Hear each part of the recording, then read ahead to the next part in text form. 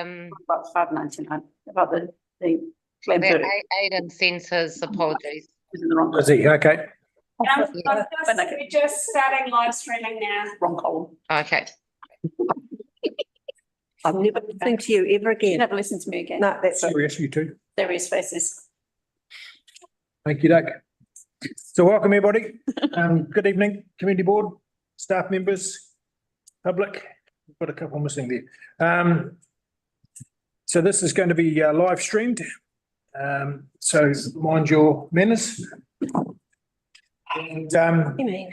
just for health and safety issues, should we be asked to evacuate the building for any reason?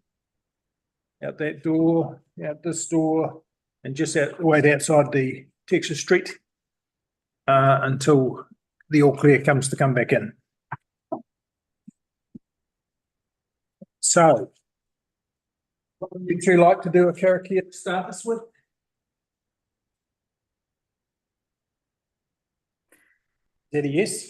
Whakataka te hau ki te uru, whakataka te hau ki te tonga.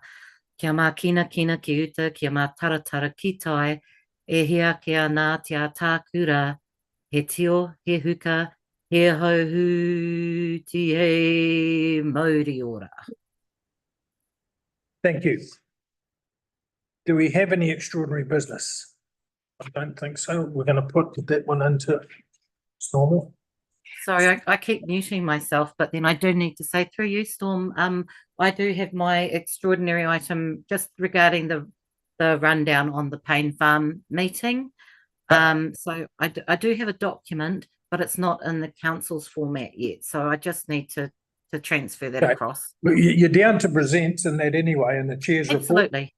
So we can accept your document after that when we tie up the notes. Thanks. I do have one extraordinary item, which is to accept the application for financial assistance from Hannah. Okay. Here we go. You're welcome. So let's read that. Yeah. Need to accept the item of application for financial assistance from the Martinborough Community Board. Can I have a mover and Yep. seconder? So that's Angela and I'll Aaron. second it, yeah. Thank you very much. So that, Favour? Hmm? All in favour? all in favour? Hands up, thank you. Right. Do we have any apologies? I think you've just given us one, that's Aidan. Okay, only one apology, that's Aidan, so thank you. Do we have a mover for accepting of the apology? Oh, we got a apology, yeah. Thank you, thank you. So we've got that from Andrew, seconded from Mel, thank you. Do we have any conflicts of interest to notify? I'll take that as a no. Do we have any acknowledgements or tributes to pay? Do you have one, Mel? Oh, sorry. Yes, I'd just like to acknowledge the passing of Dave Harris.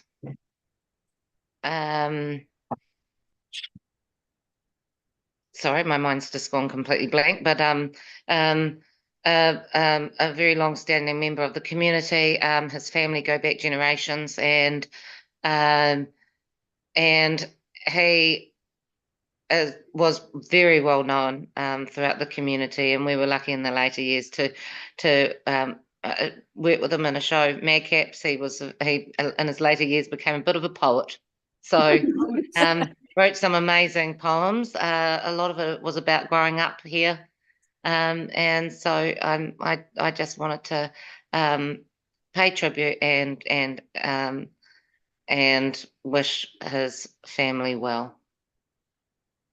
Thank you. Any else? No, we don't have to move anything like that, do we?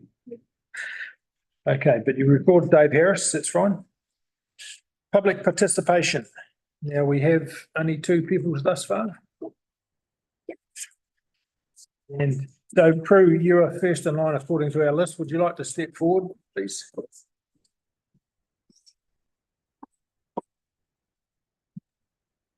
Could have a copy of the application. Notes. Ko Māori e Prue. Kia ora. Sometimes. 15. Do I need to speak to it or? can speak in every way you wish. We do have the application in front of us. That's good. If you wish to add more detail, you're welcome to do that. We've got 5 minutes. Okay. And we can ask questions in Right. 5 minutes. Parawara Smith, and I'm here to represent Hawariki Marae this evening. And as you'll see through the application, we are trying to replace the mattresses at the marae.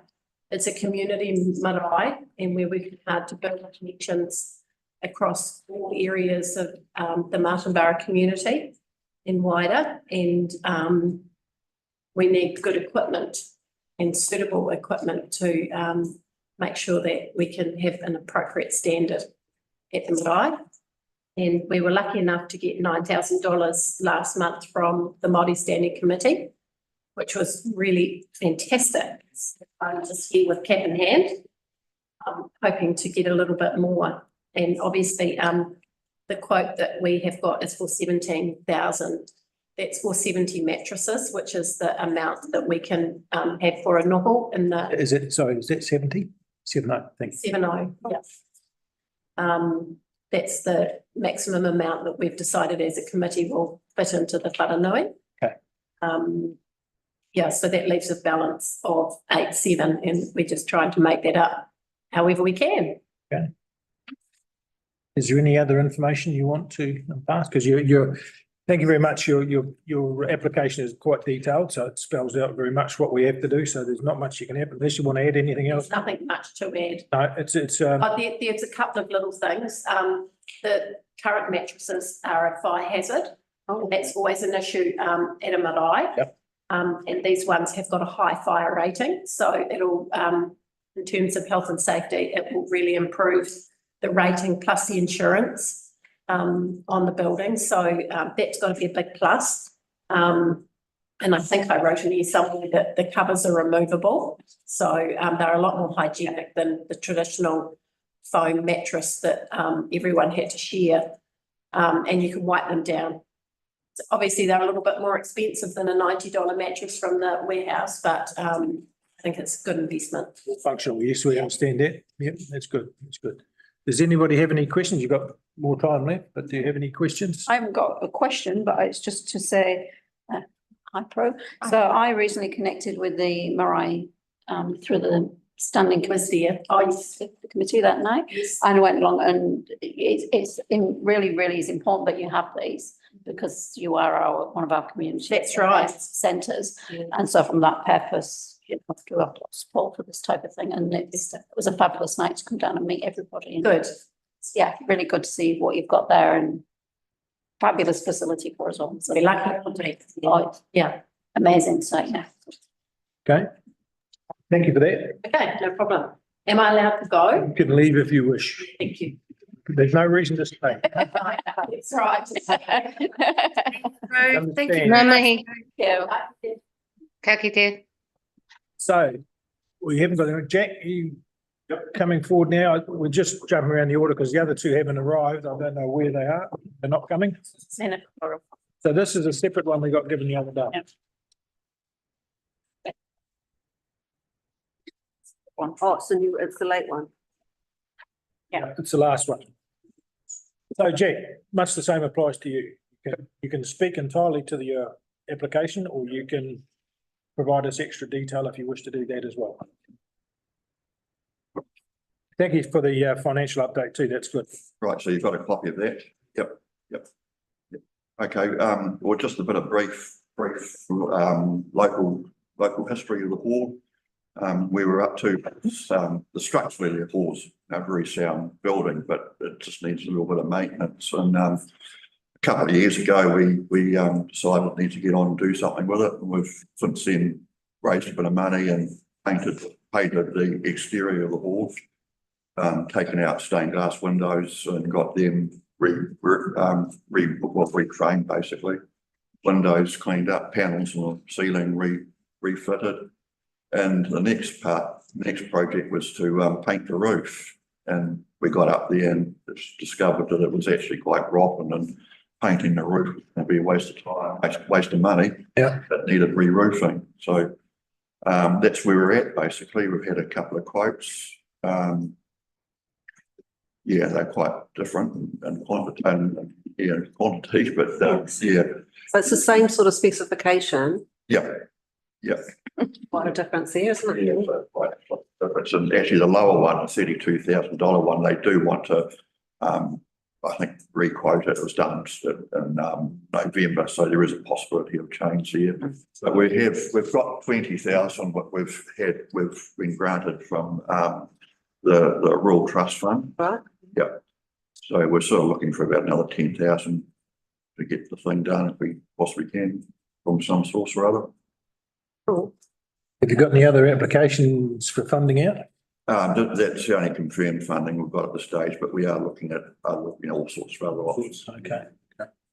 So you're quite happy that less expensive quote, they still would do a good job? Yeah, absolutely. He's the person that did the painting and from the previous work. So yeah, I've got full confidence with that. Good, yeah. Shane Hartnell, he's done all the work here. Yeah, did the medical centre and stuff like that. It's good track record, yep. Yeah. So the 5,000 contribution, that's something the community's made, is that? Or is it? Sorry, the 5,000. There's a $5,000 organisation contribution, is that who you're asking us? Oh, that's local, through subs and things like that. Okay. Yeah. We've got a little bit in the bank account. You've got a copy. I've got a copy here. Look, I'm just making sure that you've got that fund yourself. Yeah. That's a lot of that stuff that's in the stuff that's in the Serious Saver account, I believe, is what was going to be spent on the painting of the wall. Okay. Of the roof, but it hasn't been done. So yeah. So is the new roof going to be a long run type roofing, or is it Right. is it going to be long run type roof? So it's Colour steel long. colour steel, so it's Already got its finish on it. got a lot of finish on it. Yeah. And more durable. Yeah. Doesn't need painting. Okay. That's good. Does anybody have any other questions? No, the application was again comprehensive. Thank you very much. It makes it a lot easier to go through those things. We of course take this under discussion later on. Yep. But thank you for your application. You two are free to leave if you, and I guess you might have come a long way to get here. So Half an hour stripes. Yeah. That's probably the other thing I should point out, I guess, is with the hall, it's, since, particularly during the road closure, it was our sort of last focal point for the area. yeah. Yeah, it's sort of the last thing we've got. We want to keep it, keep it there. And it's getting a bit of use. I was there at the road opening process, and it's a good little hall. Yeah, it's a good little wall. Yeah. You mentioned about the emergency, for emergency. Have you worked with Nigel? Is it seen as like a mini community hub for emergency response? Absolutely. Yeah. Yeah, so you would have, do you have any equipment down there? Do you Well, we just had bring it with you? defibrillator put in. Yeah. We've had recently few first aid courses, things like that Yeah. going on. Yeah, But local meetings, things like that. yeah, no, it's really important, especially if there is an emergency. Yeah. Yeah. It really is important, those things. Okay, well, no other questions. No. Thank you very much, Jack. Thank you. Thanks for coming in. Appreciate the long journey. No problems. Thank you very much, Jack, for your application Yeah. and bringing this to us. Thank you. this evening. Good one, thank you. It's easier when it's. Makes it easier when it's all Sunday and done. Yeah, it does. It was not proceed with their applications or. No, it's good. Thank you. Oh, they're together. So we've done that one. We haven't got Maxim's and Chris and I. Right. So we have two missing. Yeah, no, Max and Chris, That's the maths, is it the maths group? darling. Okay. Group and maths group. Now, one thing I'd like to sort out for once and for all on this list is the junior cricket club. That was approved, that's been approved. Been approved. And we don't, it's down here, Okay, so we'll just close off that. We'll just talk to this later goes on down. down the track. So we'll just post those for the time being. So the next item we have on the Is agenda. it possible just to clarify?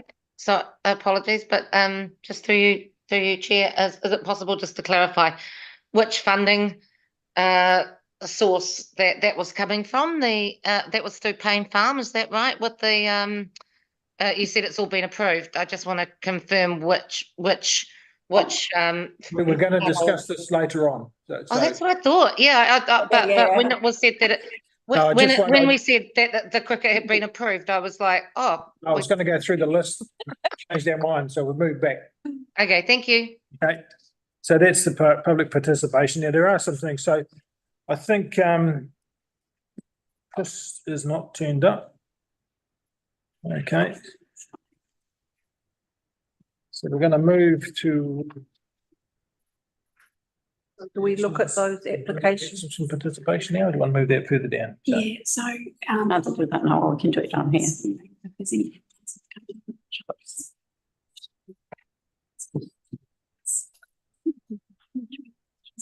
Okay, so. Just want to now introduce the community board minutes.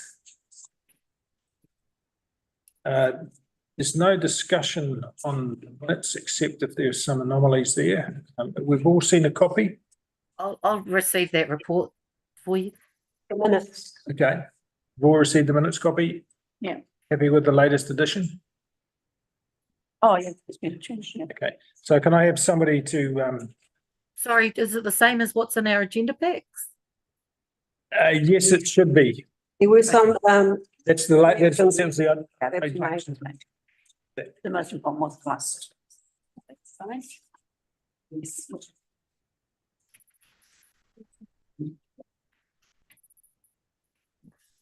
so we did adjust the minutes and they have been corrected.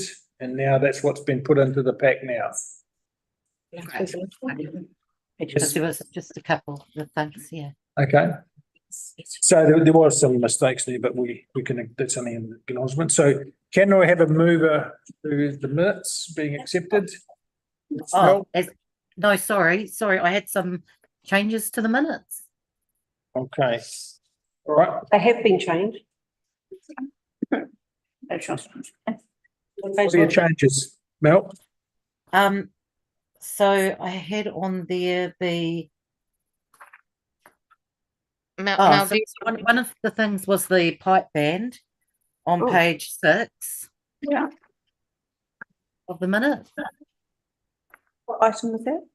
Page 6. So Yeah, on page 6, On page at the 6. very top, On the top. on page 6 at the very top, it Yep. says members recommend the Wairarapa pipe band go to the other community boards for funding, but it Yes. needs the word also in there because it sounds like we're going, no, go to other people, but that's not, It's on page, wasn't the case at all. yes, We mean also, But it's on Not page received. 5. goes on, if you go back to the page in front on That we've 5, agreed to fund number them. 2, Yeah. number 2, we've already granted them.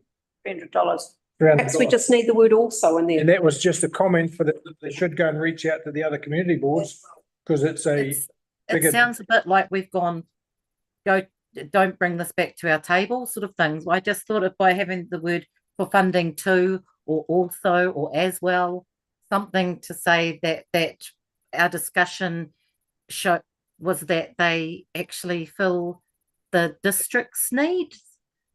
okay, so if we put after the Wairarapa pipe band, also go to the other community boards for funding, Recommend. is that suitable for what you want? Yeah, that makes it read the way.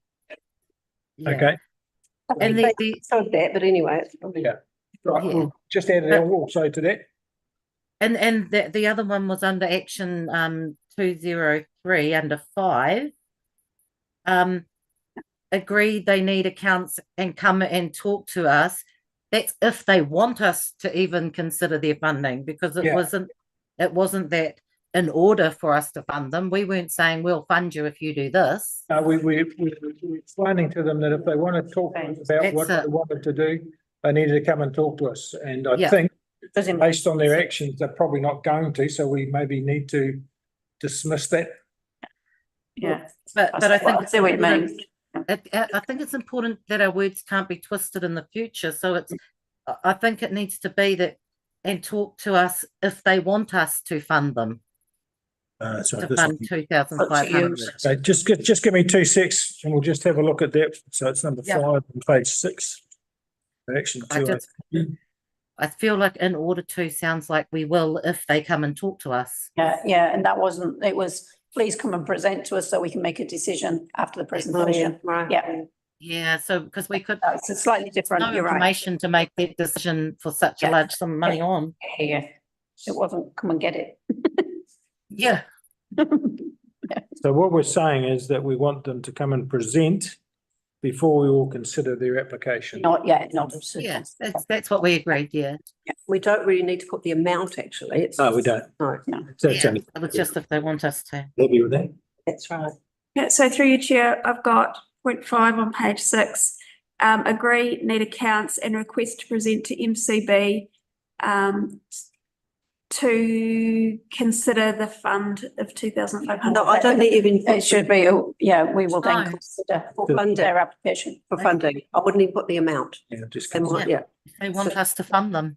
yeah, if they want to ask for. When we talk about accounts, we talk about the stuff limited accounts, we talk about our account. It was their accounts because Their accounts. it was over $1,500. Agree, need their accounts and request to present to MCB. Okay. Yep. Um, Okay, so we'll just change that word. Do you want to repeat it again? You're quite happy. Did she just say that? Talk to us if they want us to. Essentially, what we're saying there, they need to send their accountants to talk to us about what their application involves. We're not mentioning an amount, but if they don't come and talk to us, then it dies there. Yeah. Yep. Okay. Thanks. Are Thank they the two amendments? Is there anything else? That's all I had, but Does anybody else have any other amendments to make?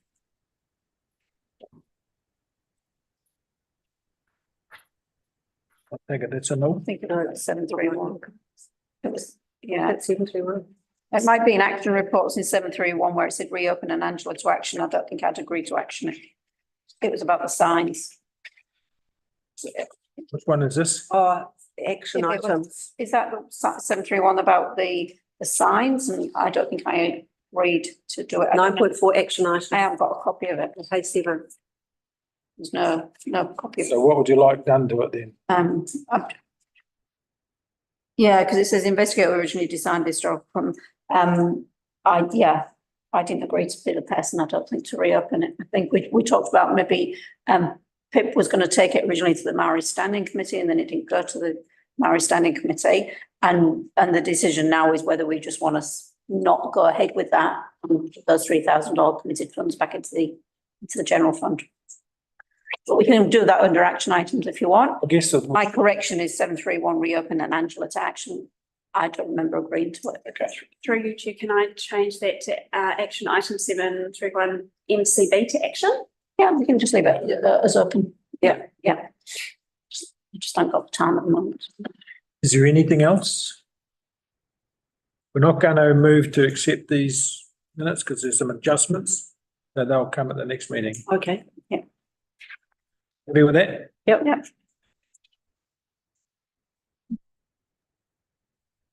So, excuse me, Storm. So we're not moving those minutes until we get the corrections. It's Okay. good. Okay. Members' reports, we don't need to go through that, so we can leave that item below now, can we? Now, do we want to do the next thing on the list is the chair's report? Want to do the chair's report or representation review? Let's do the chair's report. Okay, so we're going to do the chair's report. So the chair's report has a couple of significant presentations. One is going to come from Karen. And as far as the topic of paying farm is concerned, I wonder how deeply we need to talk about that. Mel's going to present on farm. So I wonder if our discussions need to go any further now because we're still awaiting further information, unless you have something you want to bring up. You happy with that? yeah. Yeah, So I think we won't have any further discussion on Payne Farm except what you're going to do in item 2. And Yep. we're still waiting for council to come back to us. Yep. Okay. so we know that that's the status of where we're sitting at right now. you mean? But this was just to put the meeting and what happened in the meeting. yep. um, So Janice, while you're there, I don't know, I don't mean to ignore you. Do you have any comment you wish to make at the moment? It's not necessary, but didn't know if you did. Not at the moment, no. Okay, that's fine. So we won't have any further discussion on Payne Farm at this race, but we'll now move to item 2, which is Mel presenting. We accept the Okay. chair's report. Well, The next step, We accept it. to rewrite it. Oh, The oh, chair's the- report. not the chair's Yours. Oh, sorry. Missed it off. Yes. Can I have a nominator to accept the chair's report? Thank you, Angela. Seconder, I'll second it. somebody, we've got Mel. For choice. You've got Mel, okay. Oh. Hmm? All in favour, please? Yep. Yep. Pip? Wave? Thank you. Okay, it's Gary. So we'll go back to that. We're not going to talk any further with Payne Farm. We'll move to item 2 on that, and Mel's going to do a presentation on the community meeting. All right? Yep. Okay, Okay, well, and just the- just before you start, are you going to submit your document after that for this? yes, so that it can be added into the papers. Yep. Okay, thank you. Just need to clarify that. No, sorry, that's why I put it forward as an extraordinary item, but yeah, to attach to this agenda. So the meeting started at 7 p.m. Storm chaired the meeting on behalf of the Martinborough Community Board. The meeting was well attended by approximately 70 to 80 residents in the supper room of the Waihinga Centre in Martinborough. Storm opened the meeting with housekeeping and gave everyone the format for the evening.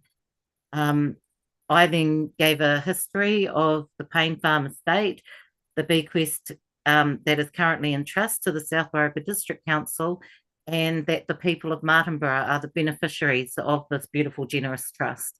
I gave a handout as well of action item 176 from the Martinborough Community Board action item spreadsheet up to November 2022. So that was from our, so that was the last action and movement, and it was from November 2022. So it details the community board's engagements with council at every meeting and has since been closed, though not being actioned.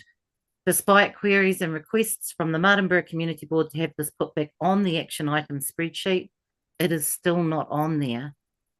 Now, I ask tonight for a resolution from the Community Board for council to put action item 176 back into our action item spreadsheet, detailing its removal and re-addition, and the current steps council have since advised us are in place.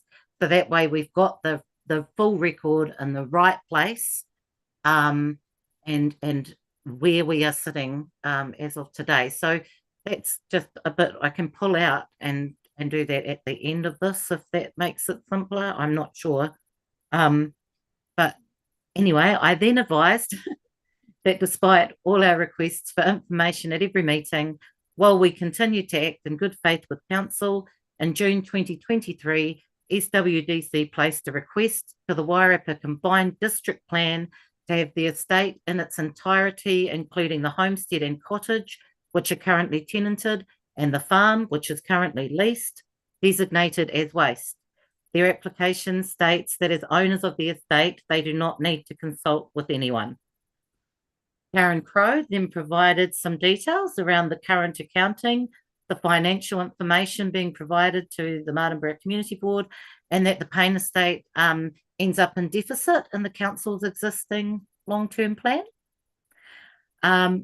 Storm then spoke about the memorandum of agreement, which had been advised to him as the chair of the Martinborough Community Board as the best way to get the information the board were looking for. This was signed in October 2023 to be reviewed in December 2023. This remains uncompleted to this date, bearing in mind too that this is the date of the meeting.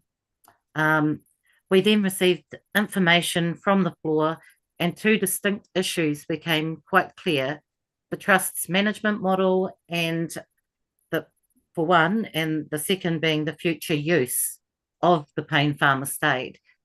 Strong statements came from the floor detailing people's experiences as lessees and tenants and their treatment when issues have been raised.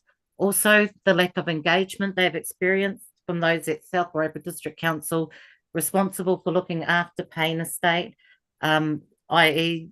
slow to attend repairs and faults, clearly no investment into the land, and the lack of drainage being disgusting, was the word used. That is a quote.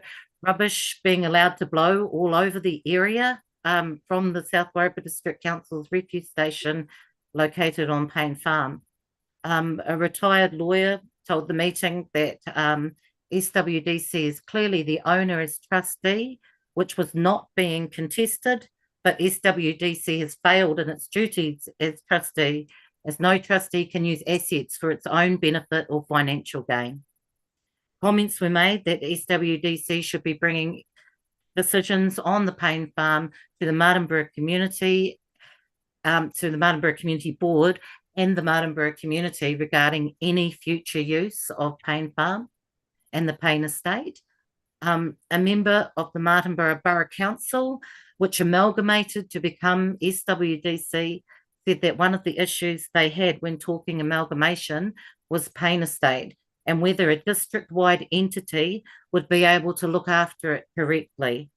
It was decided that this could be looked after by a Martinborough Community Board when they were told that community boards were something that existed for this type of work. And this then enabled the other two areas to also have community boards, to represent the very different identities of our towns.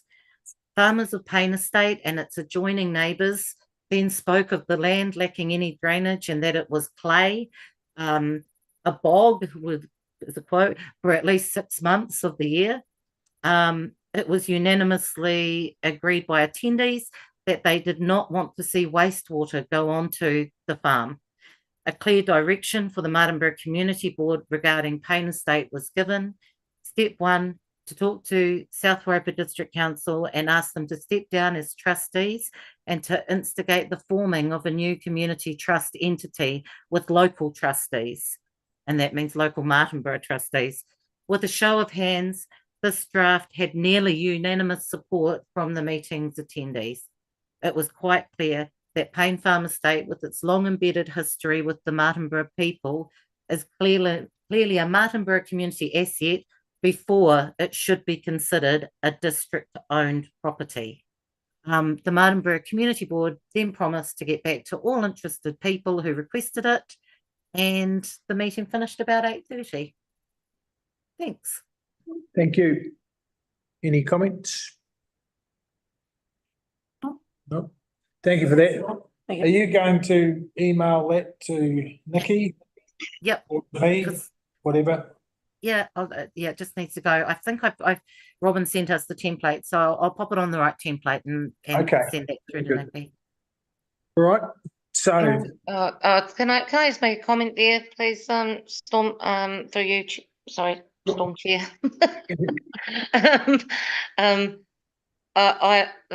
Look, thank you very much for holding this meeting and for being able to bring it, but and also moving at a pace, so that way I just want to acknowledge the fact that you have met since then, so you have taken that first step, meeting with the council, and that our CEO has advised that it is being looked into. So there are steps and that are being put in place already with regards to that.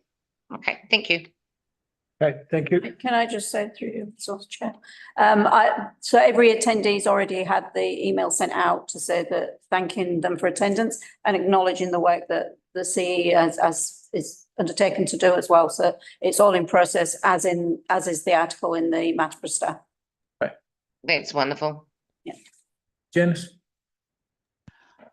I just wondered if there's an opportunity to amend any factual incorrections or correct any inaccuracies in what was said at the meeting on the record. particularly about the whole site being designated as waste, because I've reported back several times now that that's been amended and it's no longer the situation it was maybe 3 meetings ago.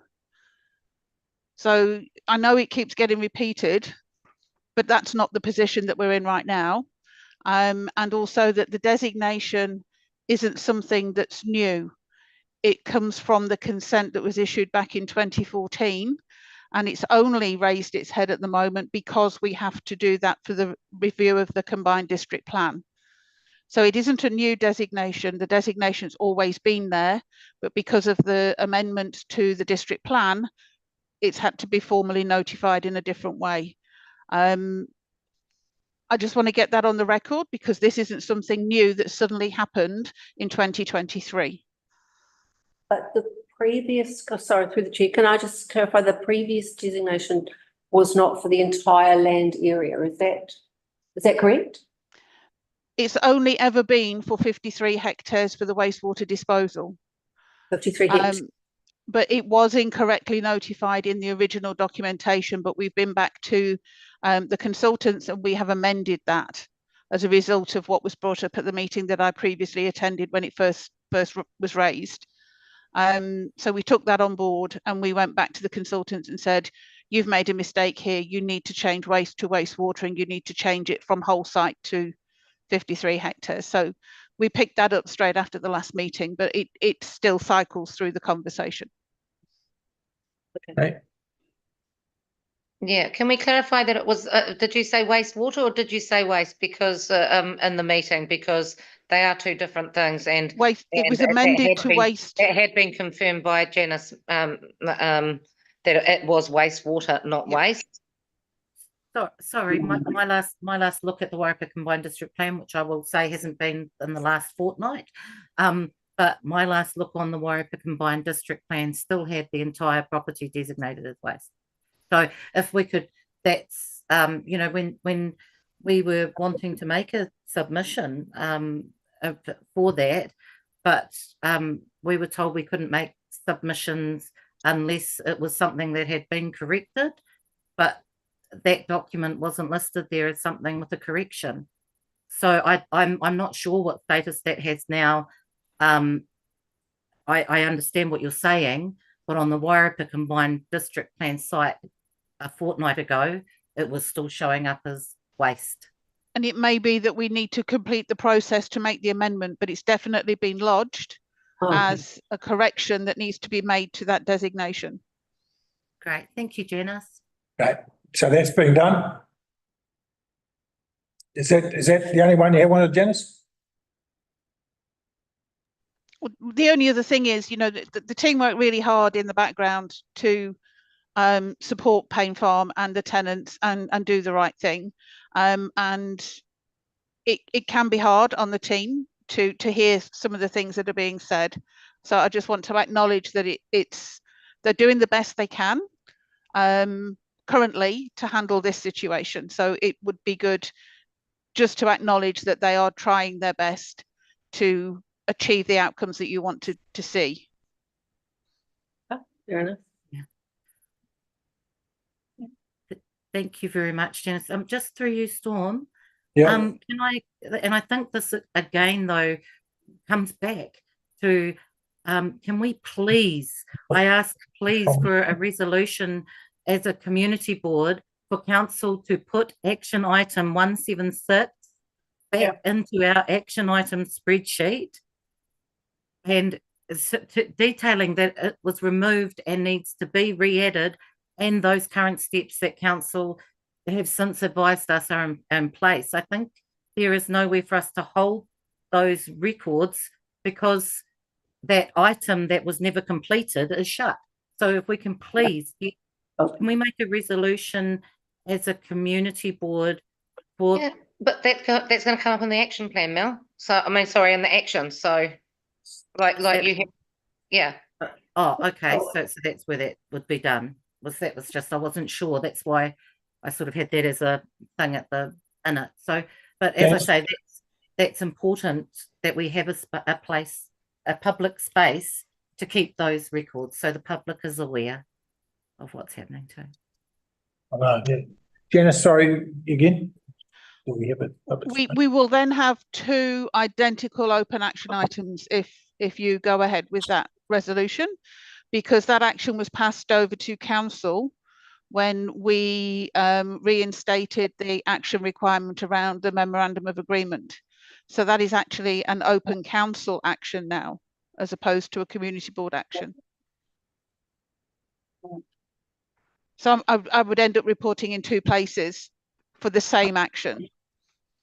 And it can be difficult to keep track of what you've put where. So that action has moved to council and it's on the council open action list now.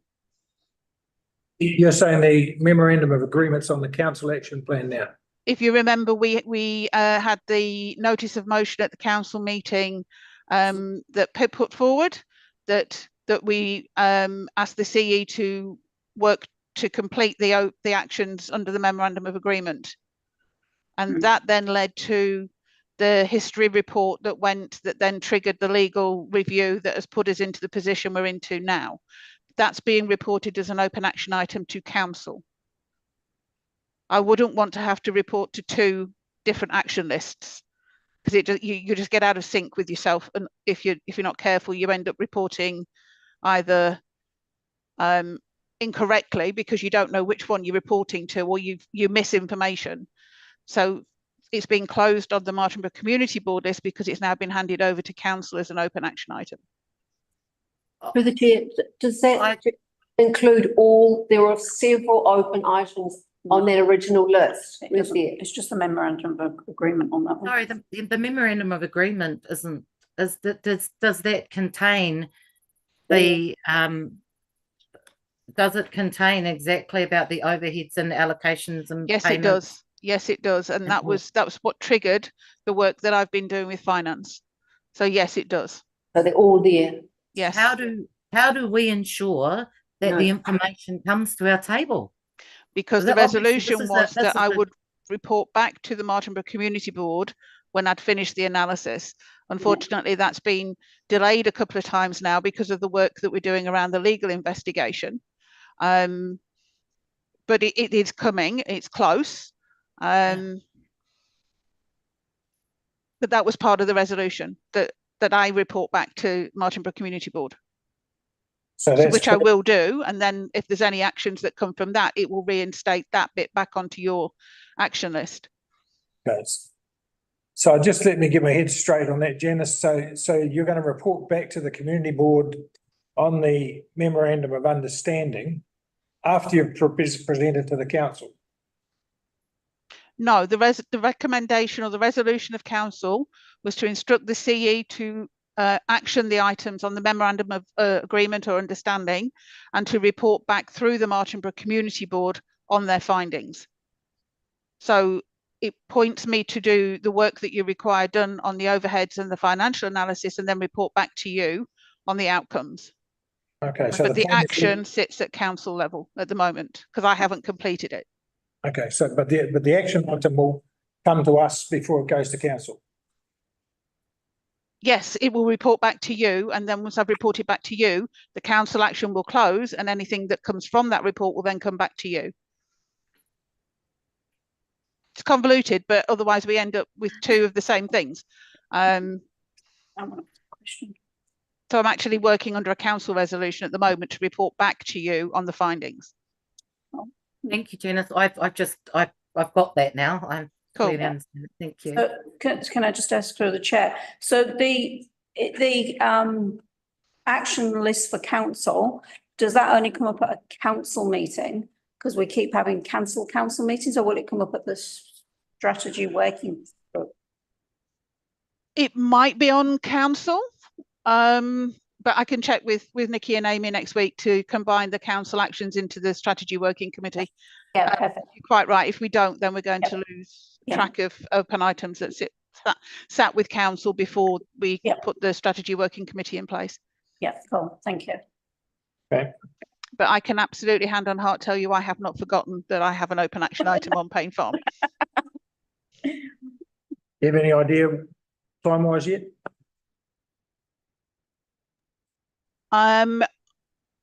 I can give you a ballpark number of what I think is going to go back into the trust. It's anywhere between probably. Time when you're going to get the report. Yeah. When's your next meeting after this one? July 4th, I think. Or the week after, July 4th. week after July. A month's time, more or less. Oh, no. July 4th. I think we can get the report to that meeting. I may not be there in person to present it, but I could always discuss it with you beforehand or with a nominee if I'm not able to attend that meeting, but I'm hoping to get it done by then. I want that closed and moved before the end of the financial year, so it would be good to get it done by then. Okay. Thank you. Finish with that one. No more comments, questions? Thank you. So the next item is Karen has got a paper, the pedestrian crossing. Yes, yeah, can I speak to it now? Yes, you can. So the pedestrian crossing lighting upgrade project, we are concerned that there doesn't seem to have been any progress made on this project, despite a new procedure having been initiated late last year. With the involvement of Janice, our new CE, there seems to be a very clear desire to expedite and prioritise the work, especially on the 3 crossings that have been identified as dangerous. There have been near misses, as we all know. It is actually a health and safety issue. And the CE was very clear that we should expedite those dangerous crossings. It also, at that time, it was identified that under the previous regime, there was lack of compliance with the procurement policy. But as it turned out, the scope of the project has remained unchanged for whatever reason. We're still talking about the whole 10 crossings being included in a project together, instead of making the most dangerous crossings a first and separate project. It was argued that there are significant economies of scale and talk of having to revisit groundwork and traffic control if all crossings were not addressed at once. I personally don't understand the potential need to revisit groundwork in this situation. Trenches required for wiring to a pole is specific to the location. Connection points for future cables can be left ready if further cables if it's appropriate without need to reopen trenches. Traffic control, likewise, is specific to the particular poles being placed. I know we're getting into operational, but this is my area of expertise. An undertaking was made that suitable documentation for an open tender process would be produced in-house in Kitchener Street and then put up on the GETS platform. This is a free government electronic tender service. In the event the tenders were invited on the Tenderlink platform, this is a privately run service, charges $450 fee per year to access. Anyway, so it was put up on Tenderlink. I looked at the specification document on the Tenderlink site. It appears to be a generic specification. It goes through hundreds of pages. It appears to be a generic specification for all pedestrian crossing lighting and lighting generally to all national roads supplied by Boka Katahi. Tell me if I'm wrong. It is not customised to our particular project that I can see, meaning that the tender invited is presumably for a design build proposal. It looks like prospective tenderers must engage a specialised electrical engineer to produce tender documents specific to our job and then to price the work, because the specification that I saw it doesn't seem to really relate to our job. So this doesn't seem practical. Who is going to front the cost of getting an electrical engineer to produce documents before they can before they can tender a price for the job on spec? So if we're to believe that the work is in the order of $500,000, we could be talking about $25,000 work of design that somebody's got to do on spec before they can price it, and they may not get the job. I don't know how many tenderers are going to be prepared to do that. There has been some specific design work commissioned by the previous consultant that I cited. Didn't look particularly thorough. However, it would have been useful. Presumably this work's been paid for by the South Rifle District Council through the previous consultant. and would have its copyright, that would be helpful to be supplied to prospective tenderers. I'm getting, that's probably enough for me. Anyway, we've made no progress. And from what I can see, there's no wonder we've made no progress because the procedure seems completely impractical. We were advised late last month that this tender is still open. Can I have some comments on the above? Have any tenders been received? Can we have some information if there's been any progress? Before we go there, Pip, do you have something to say? You're on mute. We can't hear you. You're on mute. I think you're on mute. I just wanted to say that we can see that there's definitely work going on because there are Colin Stevens is there every day. I'm like that. I've been going around and It's got nothing to do with seeing the them within there. pedestrian. Well, I thought that there had to be some of that underground work to be able to get some of the lighting to be able to be done from the square sides, and so that was what we had been told. Now I remember Stephen saying that was work that needed to be done, that we needed underground work to be done, to be able to look at for the permanent to then move through. So to me, seeing Cotter and Stevens and then doing some of that work and getting that done, I thought was part of that progress. Happy to Is it hear related? more. Well, Stephen's here. Stephen, do you want to comment? Hey, cool. Thank you. So there's quite a lot in the members' report, and unfortunately the report hasn't been tabled, so I only have the oral item to rely on. But a few points. So the tender was on Tenderlink and GETS. That's incorrect there.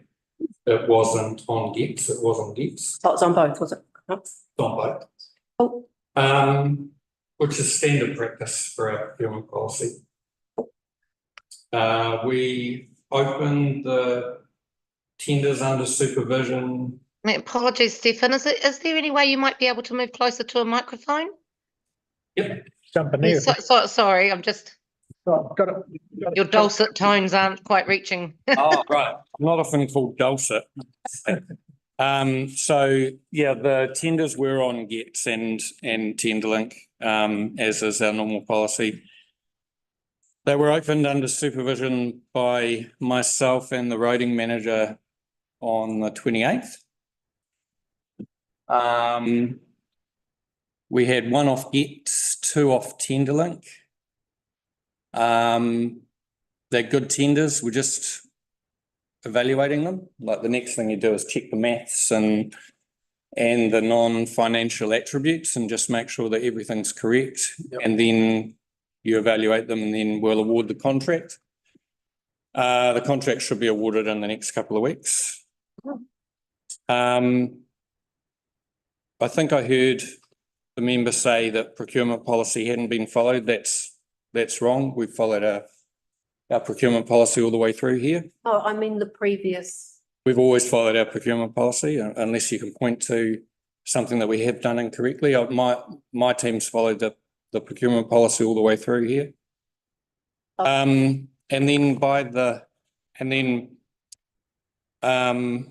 Excuse me. Oh, sorry. Can I comment on that last comment that you made? Sure.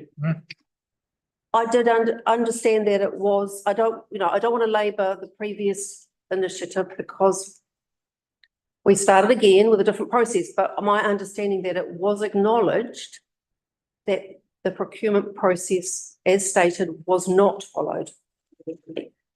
We went to a meeting in which the procurement policy was pushed towards us. Yep. As if just confirm the fact that it had not been followed. Well, I don't want to get into it But you just raise it.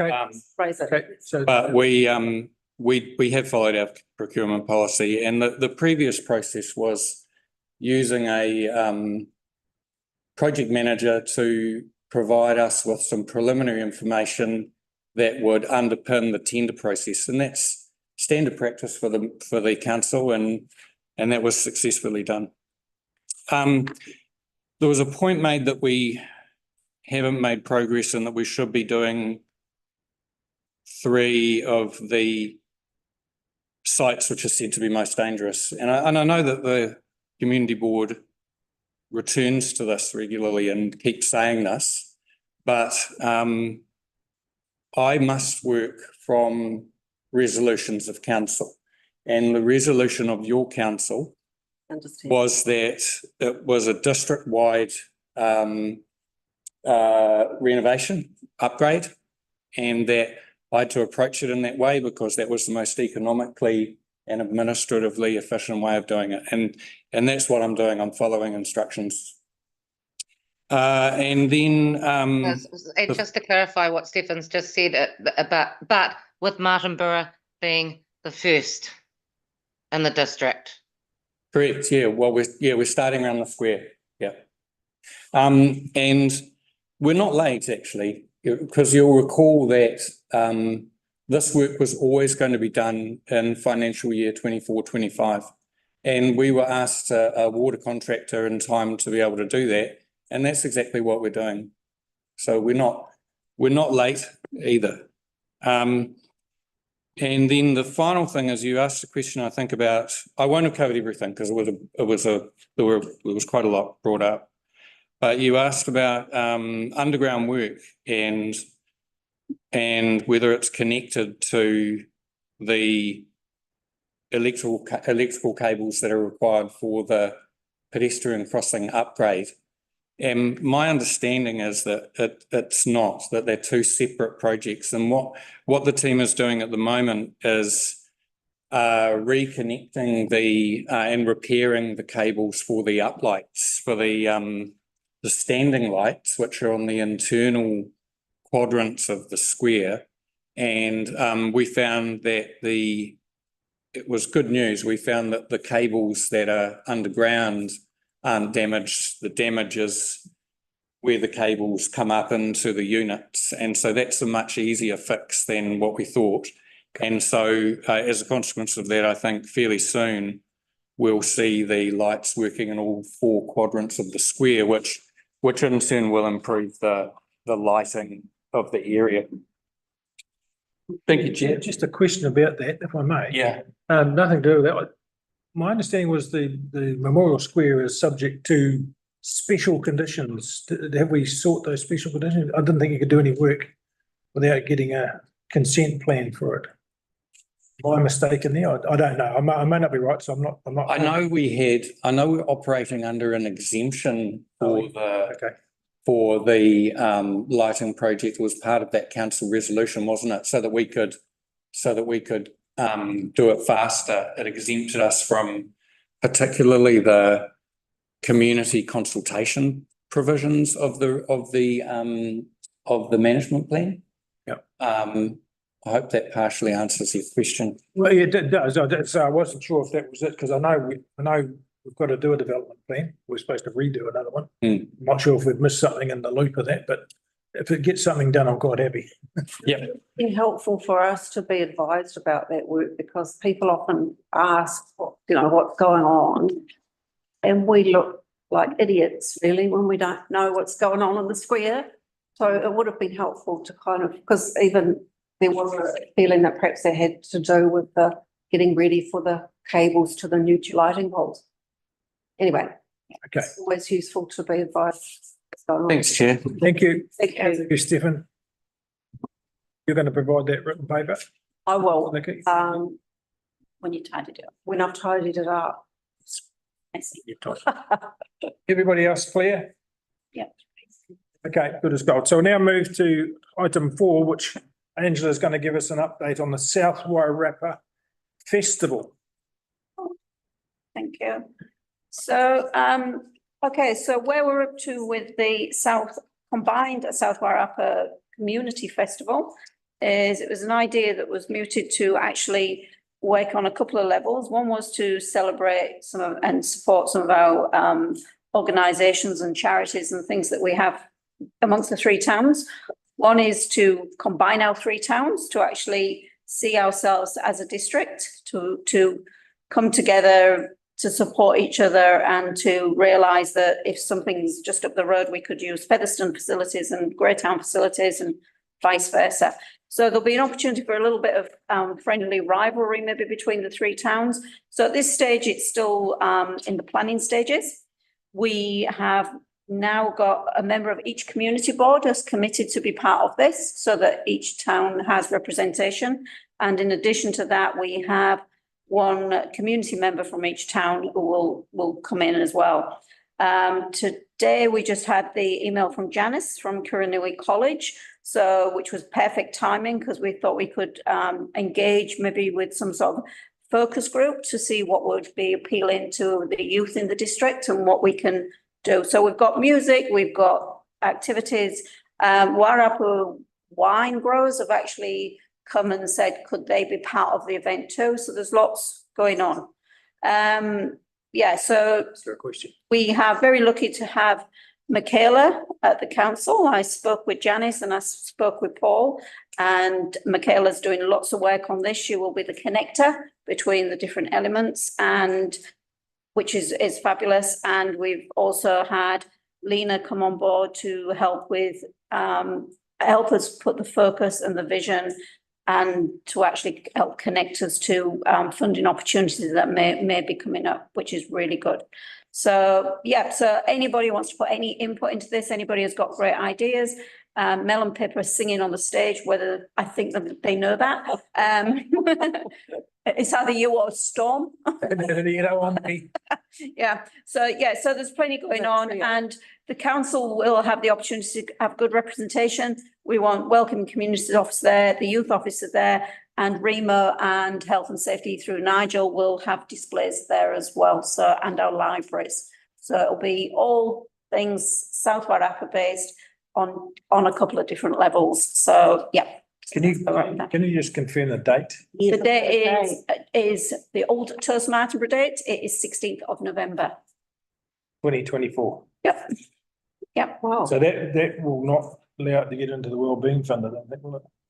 We will, it's only an issue if they want paying beforehand, which they don't. And yes, they are an incorporated society. But the Turfa and Nico have just been absolutely amazing. They've just really been supportive and would love to get on board with this as well. So I was just thinking that Janice has disappeared, unfortunately, but it would have been good to see if she would support that in terms of the Wellbeing Fund. she does support it. I've already spoken to her. It would have been good on camera, yeah. But yeah, everyone I've spoken to the mayor, the deputy mayor, and a few other people, and everyone seems to be really supportive. Sorry. Well, so two things now. No, tell me the honest truth. Is this Top Town? Well, it's combination. It's AM show meets Top Town meets Christmas event.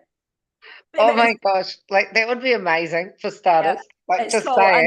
know we're thinking tug of wars between the rugby clubs and those type of things. So Santa sack race, Santa actually in a sack racing, and so lots of. Taking on old men with grey beards. It probably is. So yes, Something like that.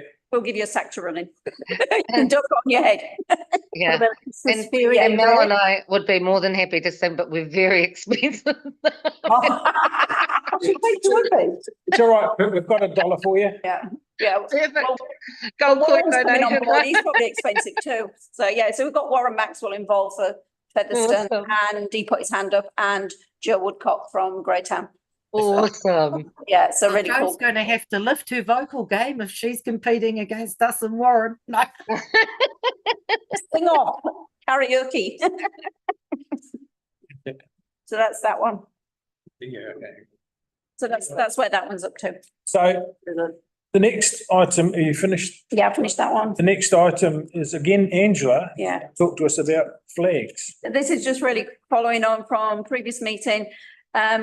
Replacing 8 damaged Happy Holiday flags in time for Christmas would be $88 plus GST for each flag. So we have 12 flags in total. They have a lifespan of around 3 years, and the corners is what's getting damaged. So most of the flags are recyclable now that we buy from one source. They're recyclable as wheat mats, so we can give them to one of the nurseries or community gardens because they can actually be reused for that purpose. So the decision here is whether we want to approve the purchase of 8 replacement Happy Holiday flags, or whether we want to completely choose new designs in time for Christmas. So more of the same or a new design, is that Yep. what we need to? Does anybody have any, oh, we've lost Pip too. They're dropping like flies. Does anybody have any comment? Do you have any comment to that, Mel? Yeah, I do. So I was just, so it's 12 all new Happy Holiday flags or 8. It's 8 Happy Holiday flags, which are exactly what we've got now, or 12 completely new flags for celebrating Christmas that we could maybe put some terrain on them, or just a new design that's maybe more customized rather than the generic Happy Holidays. But Happy Holidays means it goes beyond Christmas, so it's got the advantage of that. So yeah, so it's whether we want 8 more the same or we want to choose new designs. Opinions?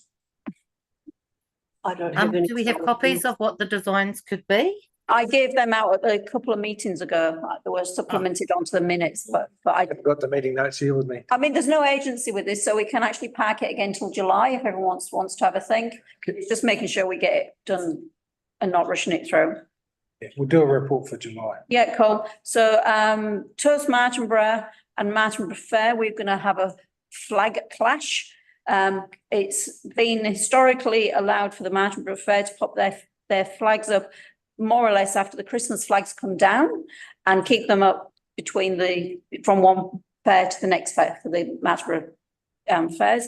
Toast Martinborough now going to be on Wellington anniversary weekend, which falls in the middle. So we've got an option of going to Martinborough Fair to South Wairarapa Rotary and say, would they mind if they came down for a little bit and go back? Sorry to through you, Storm.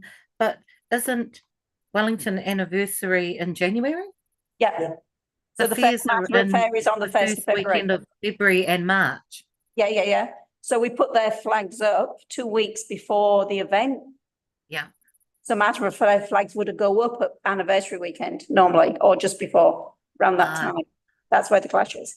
So, I mean, it can be possible to do both, but historically Martinborough Fair have always had permission to use the flags for that period of time.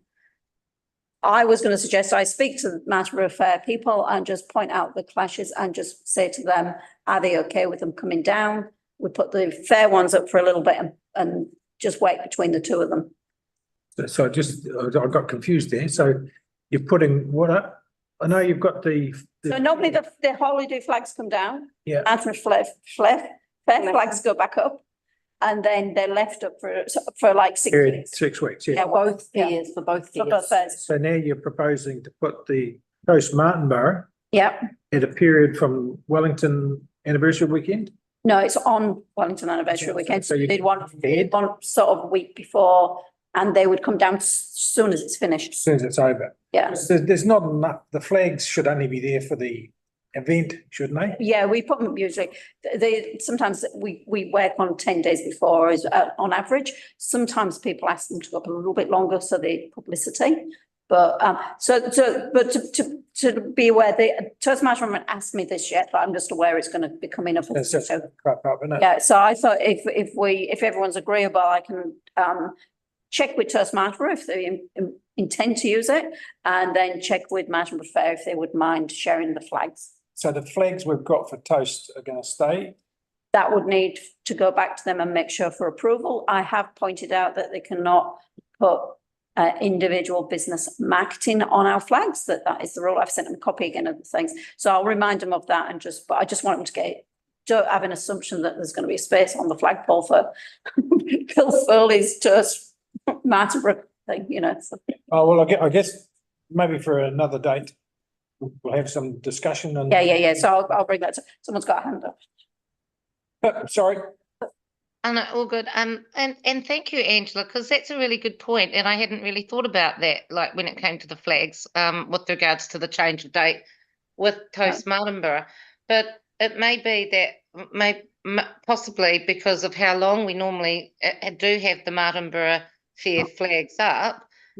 What we could do is we could talk to Martinborough Fair perhaps to see if they'd be happy, because if it goes up like on the Monday or whatever after the event on the Sunday, that would still give them, you know, a decent run through before the February fair, and then it could stay up. But and I'd also check as well. Yeah, so I mean, in the past, like that, as long as they're aware that in the past that our flags say toast to Martinborough.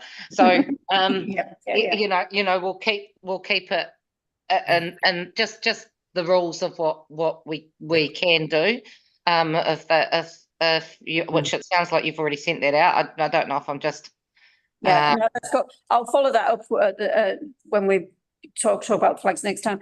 The only other thing which I'll speak to Rotary and Toast before then and sort that out. Those sorted. Yeah, get that sorted. We talked they about may not want to use flags as well. Like, I mean, so hopefully they do, but you mean toast? Yeah, we have to go through the discussion with them, so I think we'll take the time to go through the discussion and report back a bit later. what I didn't want them to do was start designing a flag and go through the process and then come to us and we go, oh, hang on, this Can't do that. so I thought it was better to be ahead of the game. perfect. You're legend. And so there was some talk about combined Wairarapa flags, which we've had before, about dark sky, perhaps for August. Greytown were happy to discuss, not sure about Featherstone, they weren't so keen, and also combined flags with South Wairarapa District Council being involved for the community event in November, but that's something we can discuss later. One more thing, we need another inner to be replaced. Council covered the cost last time. They're about $75 each. They bought us 3 new ones. We've got one more broken one, so I will take that directly to James and ask if that's okay. Because that's what I did last time. So what are the dark sky? Yeah, I was just thinking of the combined flags so that we start having flags. We have Matariki, obviously, that's combined. We all put Matariki up at the same time. We also have Anzac up at the same time, but we're thinking it might be nice to have other combined flags that actually we buy as there's a AGM tomorrow for dark sky, so I'll remember we talked about it with Charlotte and said would they be interested and never got. I'll talk to them tomorrow. Yeah, if it is, then we'd have to go out to the community boards, check if they're all interested and see where, because I only suggested August because July is Greytown's Christmas and so they've got flags for that already. Yeah. Oh, so that finish that one off next time. So, we finished, all done, good. So guess what? We've got Angela back again to talk to us about resilience. Hey, can I just say thank you so much, Angela, though? That's really that is really great work. Yeah, thanks. So right, that next one. So resilience. So our community hub practice day is set for Saturday, the 16th of September here in the town hall. So I've had the initial meeting with the Marai committee to discuss the different roles between the community hub and the emergency centre, which is what they are obviously, which is why the mattresses are needed. So we have got plans to work together a little bit more with the Marai, which is really cool. They want to know what we do, and we will find out a little bit more about what they do. And they're talking about on the day of the community hub practice day, it will possibly be a combined event so that the Marai will be open as an emergency centre, so people can actually go down and actually see what it looks like with the mattresses there and understand a little bit about how we work together, which is really cool. It feels really like progress. Remo have a new person who has been employed. The role was vacant for a while. It's someone who is new to emergency response, but she's got lots of training in other areas, so it should work out okay. Nigel's going to arrange an introduction so we can bring them on board and get them involved. There's still quite a lot of work to be done on our community hub in the community hub box, where we have all the paperwork in there. Section 5 of it is where we update, and it was the responsibility of Remo, but it was not done. So we need to work to try and make sure that gets updated. It says where all your emergency things would be, like where's the spare beds, and it still says there's nursing staff at Wharekaka and things like that, which of course there isn't. Can I ask a question? Yeah. who's responsible for that community hub box? Community hub box is Remo. So they're going to do it. So, yeah, so I've actually offered to do it, and what they were talking about, Remo were talking about making it so that it was accessible online for someone else to update it, because at the moment it's not. So they were going to share it, because I said if they could share it with us, we would update it ourselves, because we all made little sticky notes and put them on the board and said, this is what's wrong with it. Their That's expense. not there, and this isn't there, and everything else. Their expense. They're sticky notes, yeah, not ours. No. The items in the box at their expense. Oh, the items in the box are not what's really the important thing, really. It's more the wording's wrong. If we put those sheets up, it says, you know, run to Wharekaka to get more nurses. Yeah, they're not going to be there, are they? So some of the things are out of date. It's got Providore still on there, and it's got things like Torah spelt wrong, which is really weird. Torah. So it's a bit messy. So some of the paperwork needs tightening up still. The paperwork's not, I'm thinking it might be hardcore items. No, it's not hardcore items. They get audited once a year. They were audited last year. And then I got told I wasn't supposed to, so someone else does. So as a result of this meeting, do we need to send a note to Nigel to read? It's on the list of to-dos, and we're waiting for the new Remo, but we can do it officially. Officially? Yeah. So, which would just to say we've had a meeting. So, but with Nigel as well, we've been working really, really well together, and he's actually gone through a lot of stuff with me and explained what's happening out coastally, because what happens out with the rural and the coast, we haven't got as involved with as a community board, because our focus has been this hub, but we do have to remember, like Hinakora or any of the other places, which theirs is not an official hub, but we are also responsible there. So Nigel said he would do a little bit more connection when he was working out and doing things with them to make sure that we had an opportunity to either go down or invite them more to what we're doing and just work with them a little bit. Because I reminded Nigel that is still Martinborough, you know, they are our people. So which was really important. So Again, sorry, another question. Yeah. In that respect, shouldn't we be making some official notification to those remote locations to say there's resilient days on, and they actually have all been completely contacted every time. have we officially invited them to? Yeah, we invite all the Maori Standing Committee and the Marais and things too. We've always done it. Never had much response, but we have had Hinakora Hall people came to the CPR classes and then arranged for it to go out there. So which was really cool. Rucock as well. So Angela, did you personally invite, or is that through Nigel? Who communicates with our remote hubs? With our remote hubs. So Nigel is the main contact with the remote, but also through Remo as well, because Remo publish it on their websites. And just one more pedantry item of pedantry. I know that the plastic box is irrelevant, but the printed text that you say is incorrect. Yeah. Will there be a paper print in the box, or we do have to? It's in the box. It's in the box. It's wrong at the moment. It will be reprinted and put in the plastic box. Yeah. And we were asking from some people put in as A4 sizes. Right. So big giant sheets, which you can't manage very well. No, oh, good. So a bit more practical. But a bit more practical. Good So, thinking. but yeah, so there's a few changes made, but that's sort of the things that we've sort of worked through as well. So we've been working on key holders to have access to the building. We obviously don't want every man and his dog to have access, which now there's a lockbox outside. So at the moment we've got Donna McQuaid. Donna was the member of the community who joined in with me from the start with this, who's ex-Navy and very, very good. Sue Mudford is connected with Lions, and she was really good and has been to everything we've done. And then we do need, well, we don't have to, but I suggested we should have another community board member. So Karen's attended several of the workshops and is close by. Yeah, I said I wouldn't mind having And she said she didn't mind being the key holder. So if everyone's happy with that, we can just make sure we've got 2 on site. So We're happy with that? yeah, cool. So yeah, and the other one other thing is I was listening to the I don't know what it's called, the ARF meeting yesterday. What is it? Assets assurance. Yeah, I was listening to some of that, and what we quite hear often is some of our elected members making comments about community hubs or not having an understanding of them.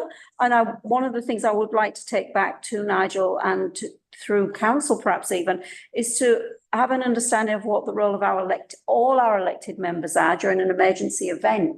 Because as elected members, people look in a community would possibly expect councillors and community board to be available or to be there to support their community. And I hear things like, oh, in the olden days about civil defence and things. And of course, we've moved slightly away from that model.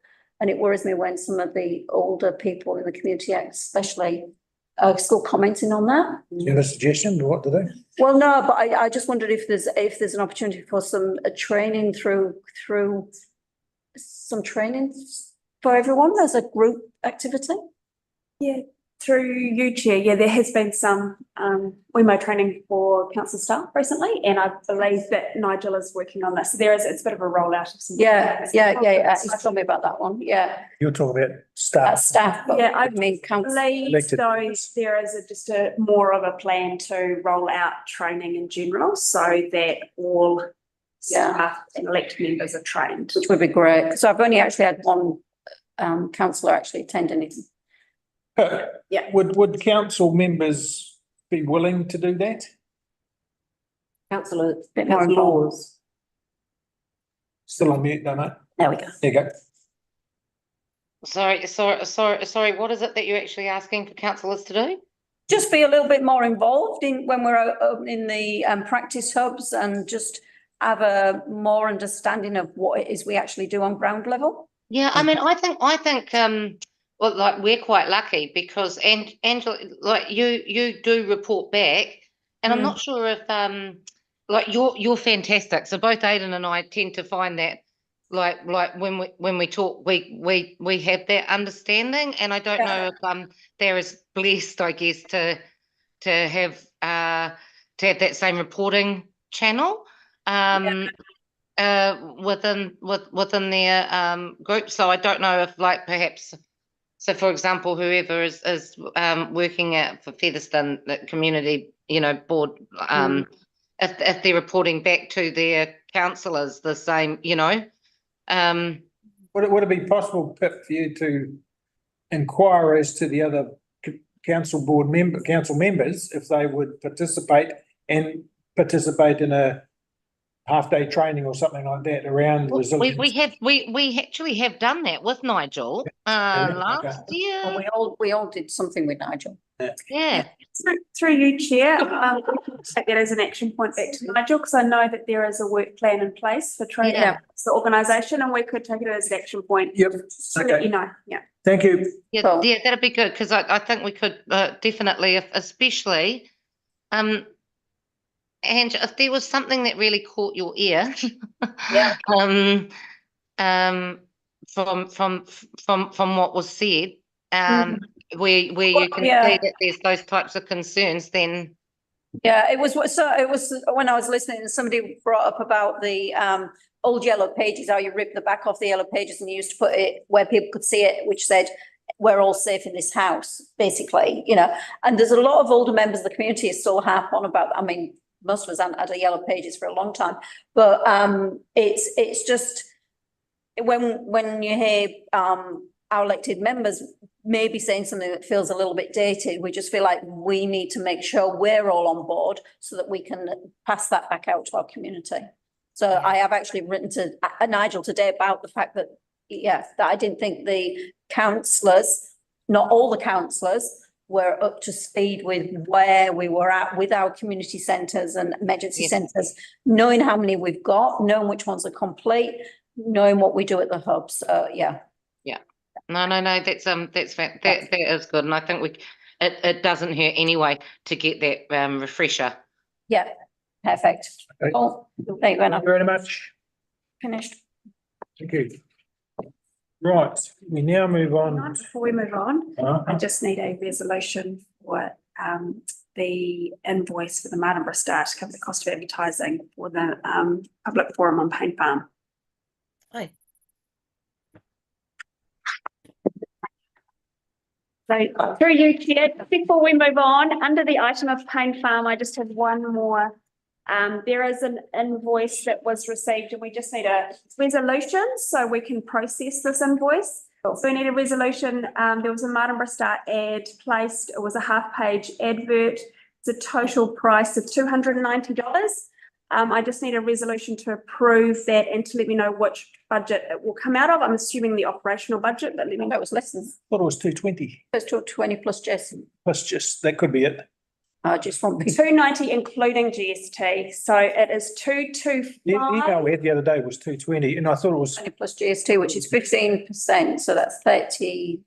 So did the star give it directly to you guys? yeah, we don't have an account. Yeah, no, I've got in writing now how much it was. If, because I sent the email through to everybody, if we can confirm the price is correct. My email, then that's fine. So we'll make a resolution to Yep. pay the Star advert, To approve up to two. subject to approved Yeah, to the approval. number. They gave us a 20% discount, that's what it is, and maybe. No, it was 220 less 20 Yeah, definitely. and then plus GST, which sort of is much less than that. So I don't know. Yeah. Maybe this didn't That's get not the, 20% off it. maybe didn't get the 20% of it. So maybe Yeah. this needs to be updated. So, so two things there. So we will double check that invoice Yeah. with you, but if I could get a resolution to approve up to $290, including GST. I have recommended from the operational budget, but let me know if you'd prefer it from No, someone no, else. that's fine. So that once that's all confirmed via email, we have a resolution to process that payment. So you want a resolution now? Yes, please. I'll second that.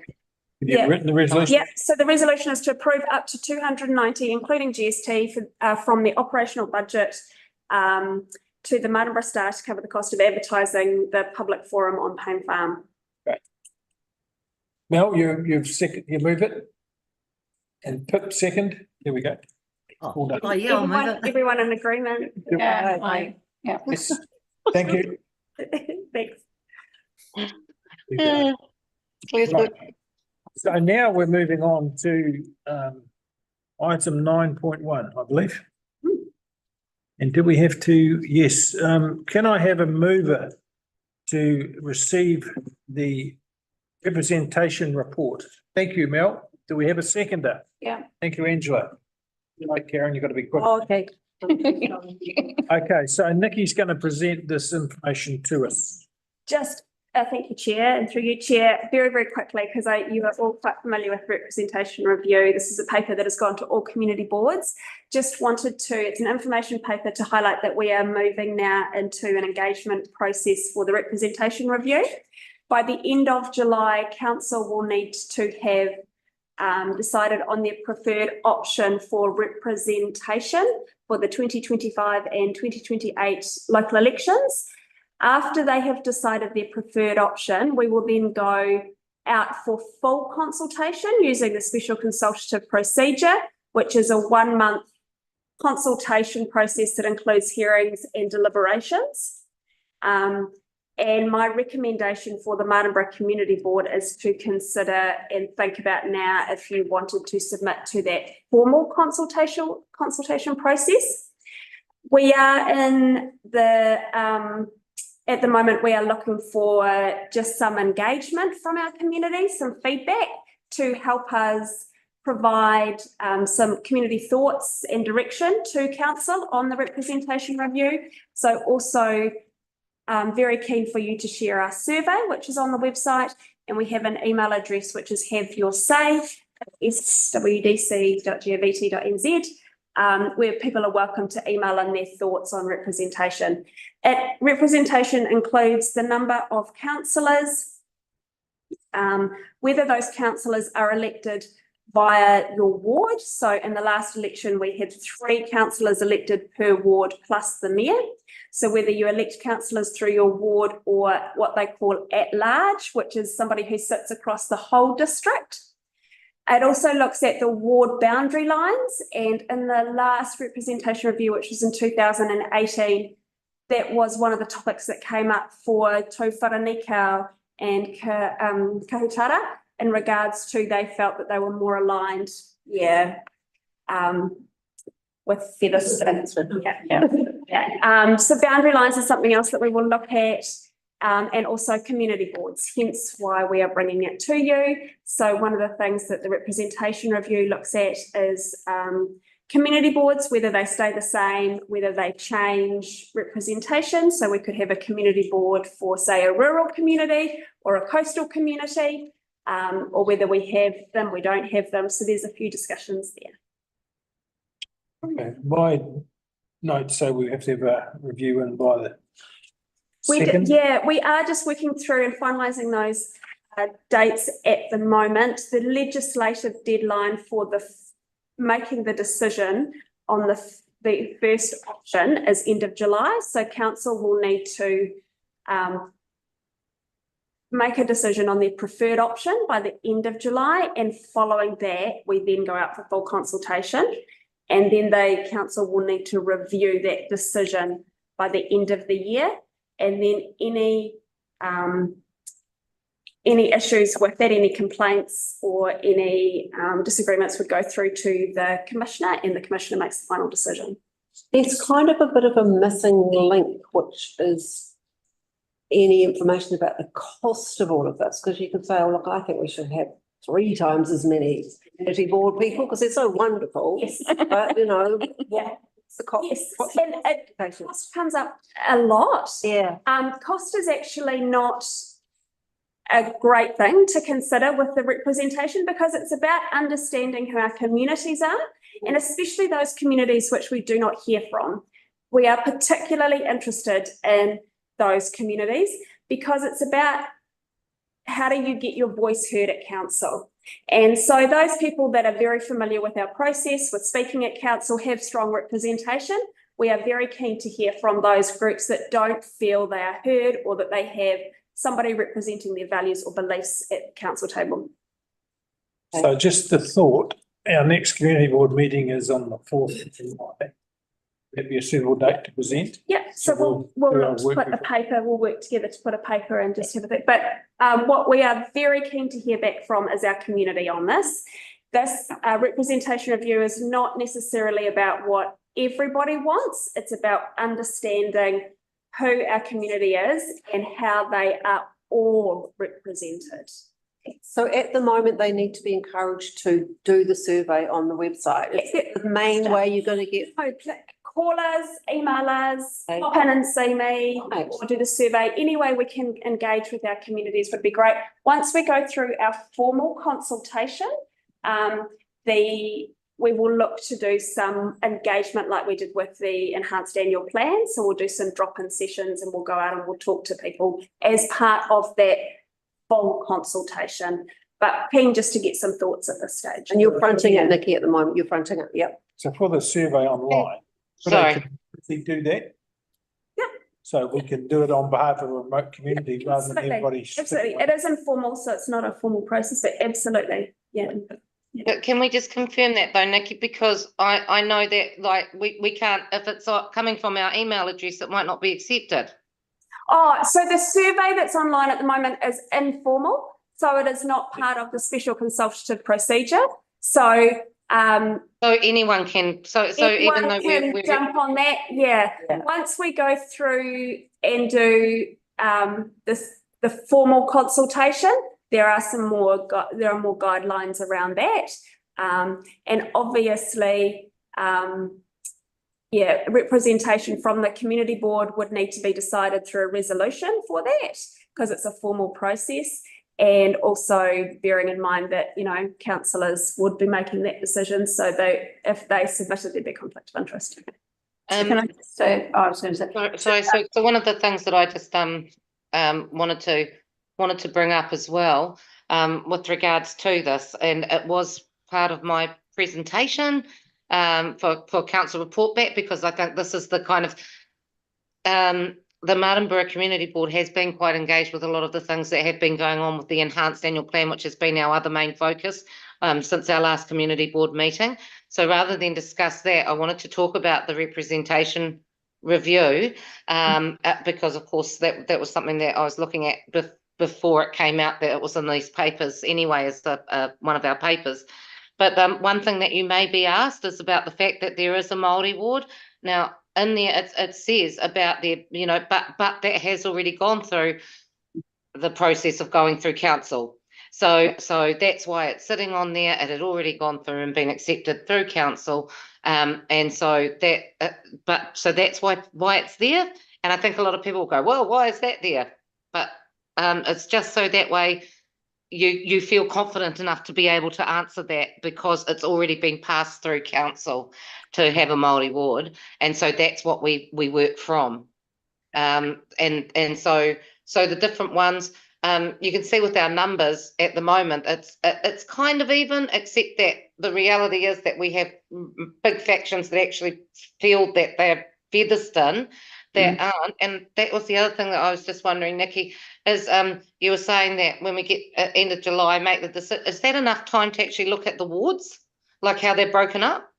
Yeah. All of that information will already be done as well to be able to ascertain exactly what that will look like.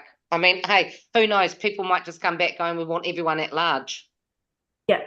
Yeah. All of our councillors. I mean, who knows what people are going to say? But it's just I just wanted to check that if we were looking at the boundaries, mind you, you have asked for feedback, haven't you? On do you feel that you're represented in the right space? So Yes, through you, Chair. Yeah, working very much on this at the moment. So very keen to, over the next few weeks, we'll be looking to try and get some more details out to the councillors in regards to it. It is very much a mathematical equation at the end of the day as well, and that one elected member needs to represent the same number of people as the next one. And so when we change those boundary lines, we have to take into account a change in population, and it is a little bit harder for us because we are so small.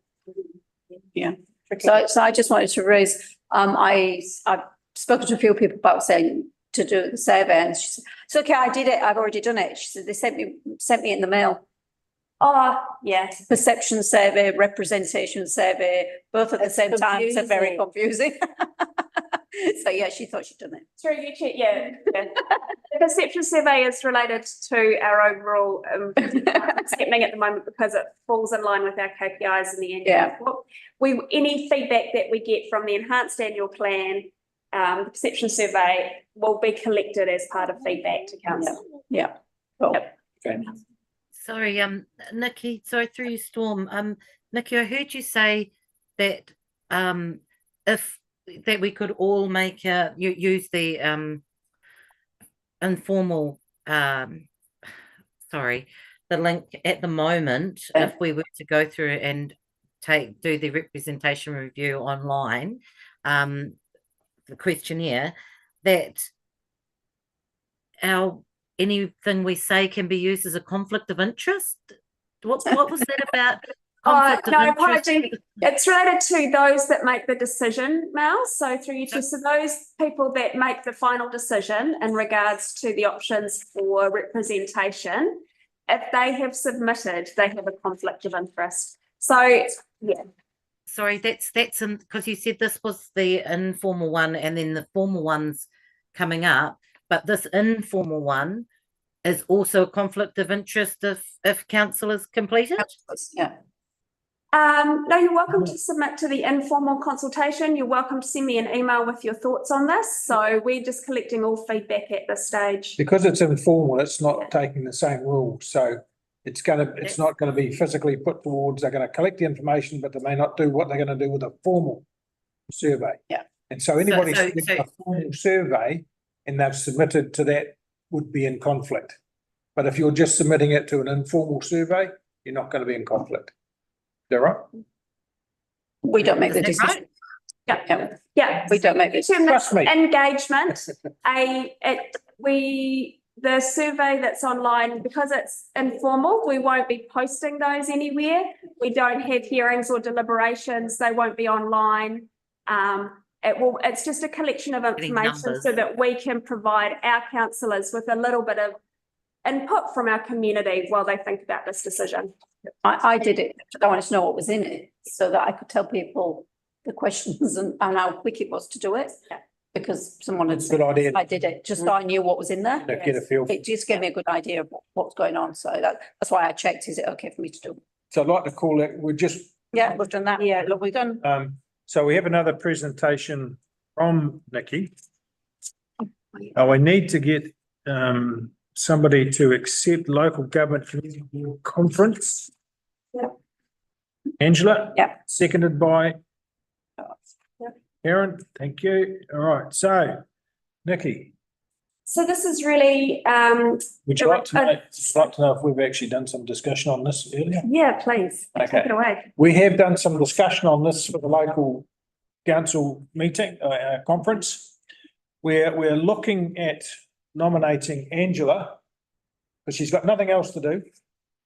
She wants to get into the bunker. I want to She wants to go to the- go. But Angela's tossing around whether she has to attend the full 2 days. I've already checked it. I've already checked, so you don't. And the price that's on here, Elibed conference registration, 895, is only for 1 day attendance. 1 day. That is 1 day. To go for more than that was $1,300. So Friday would be a day what's got the better things on that I'd want to attend to, which is more to the resilience.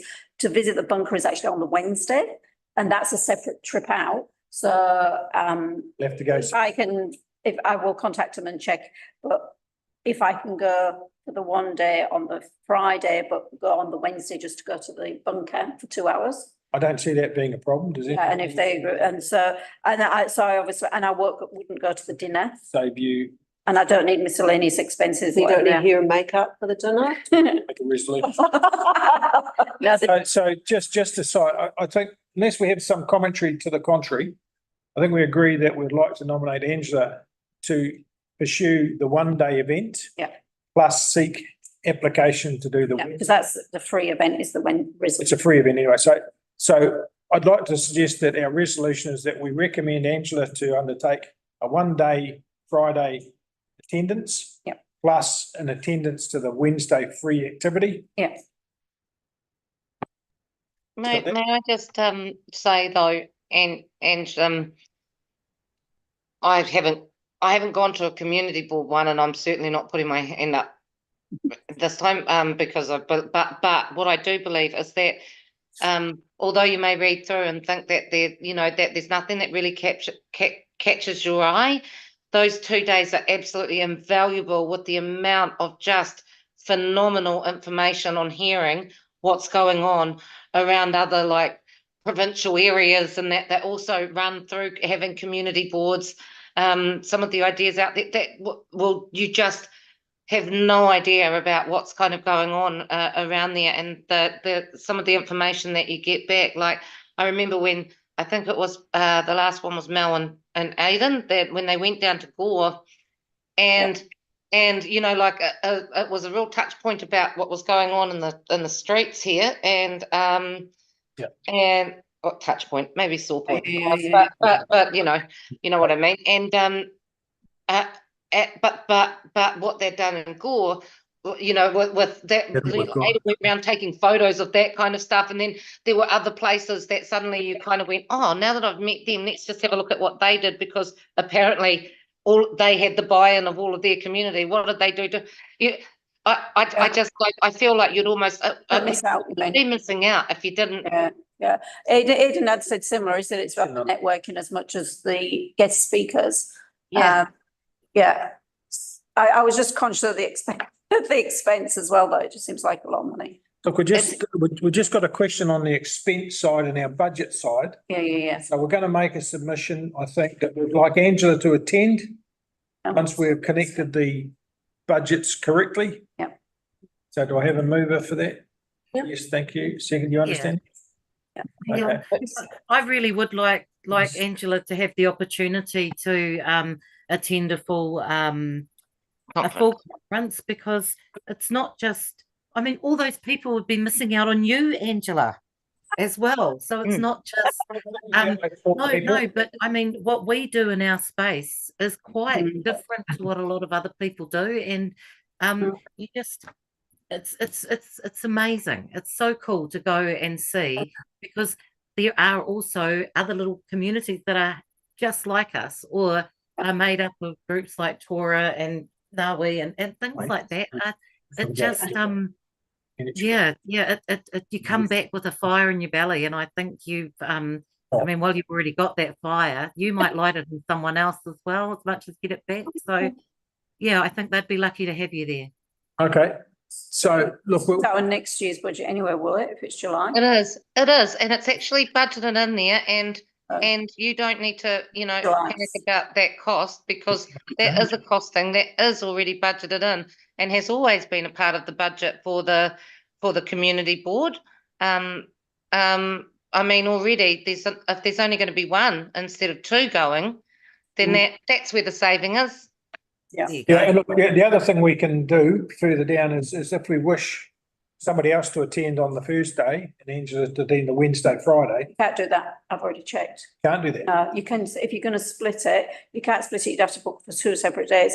You can't share one booking. I checked. No, I'm just saying we'd do another booking, so some Okay, so you'd have to. other day, Yes, two yeah, bookings. Yeah. Where is it? But then you're not Wellington, but saving yeah, anything, because I think it's Yeah. the same price. yeah, But- it's dearer if you go do it the other way around. You can. it's Yeah. cheaper for one person. Yeah.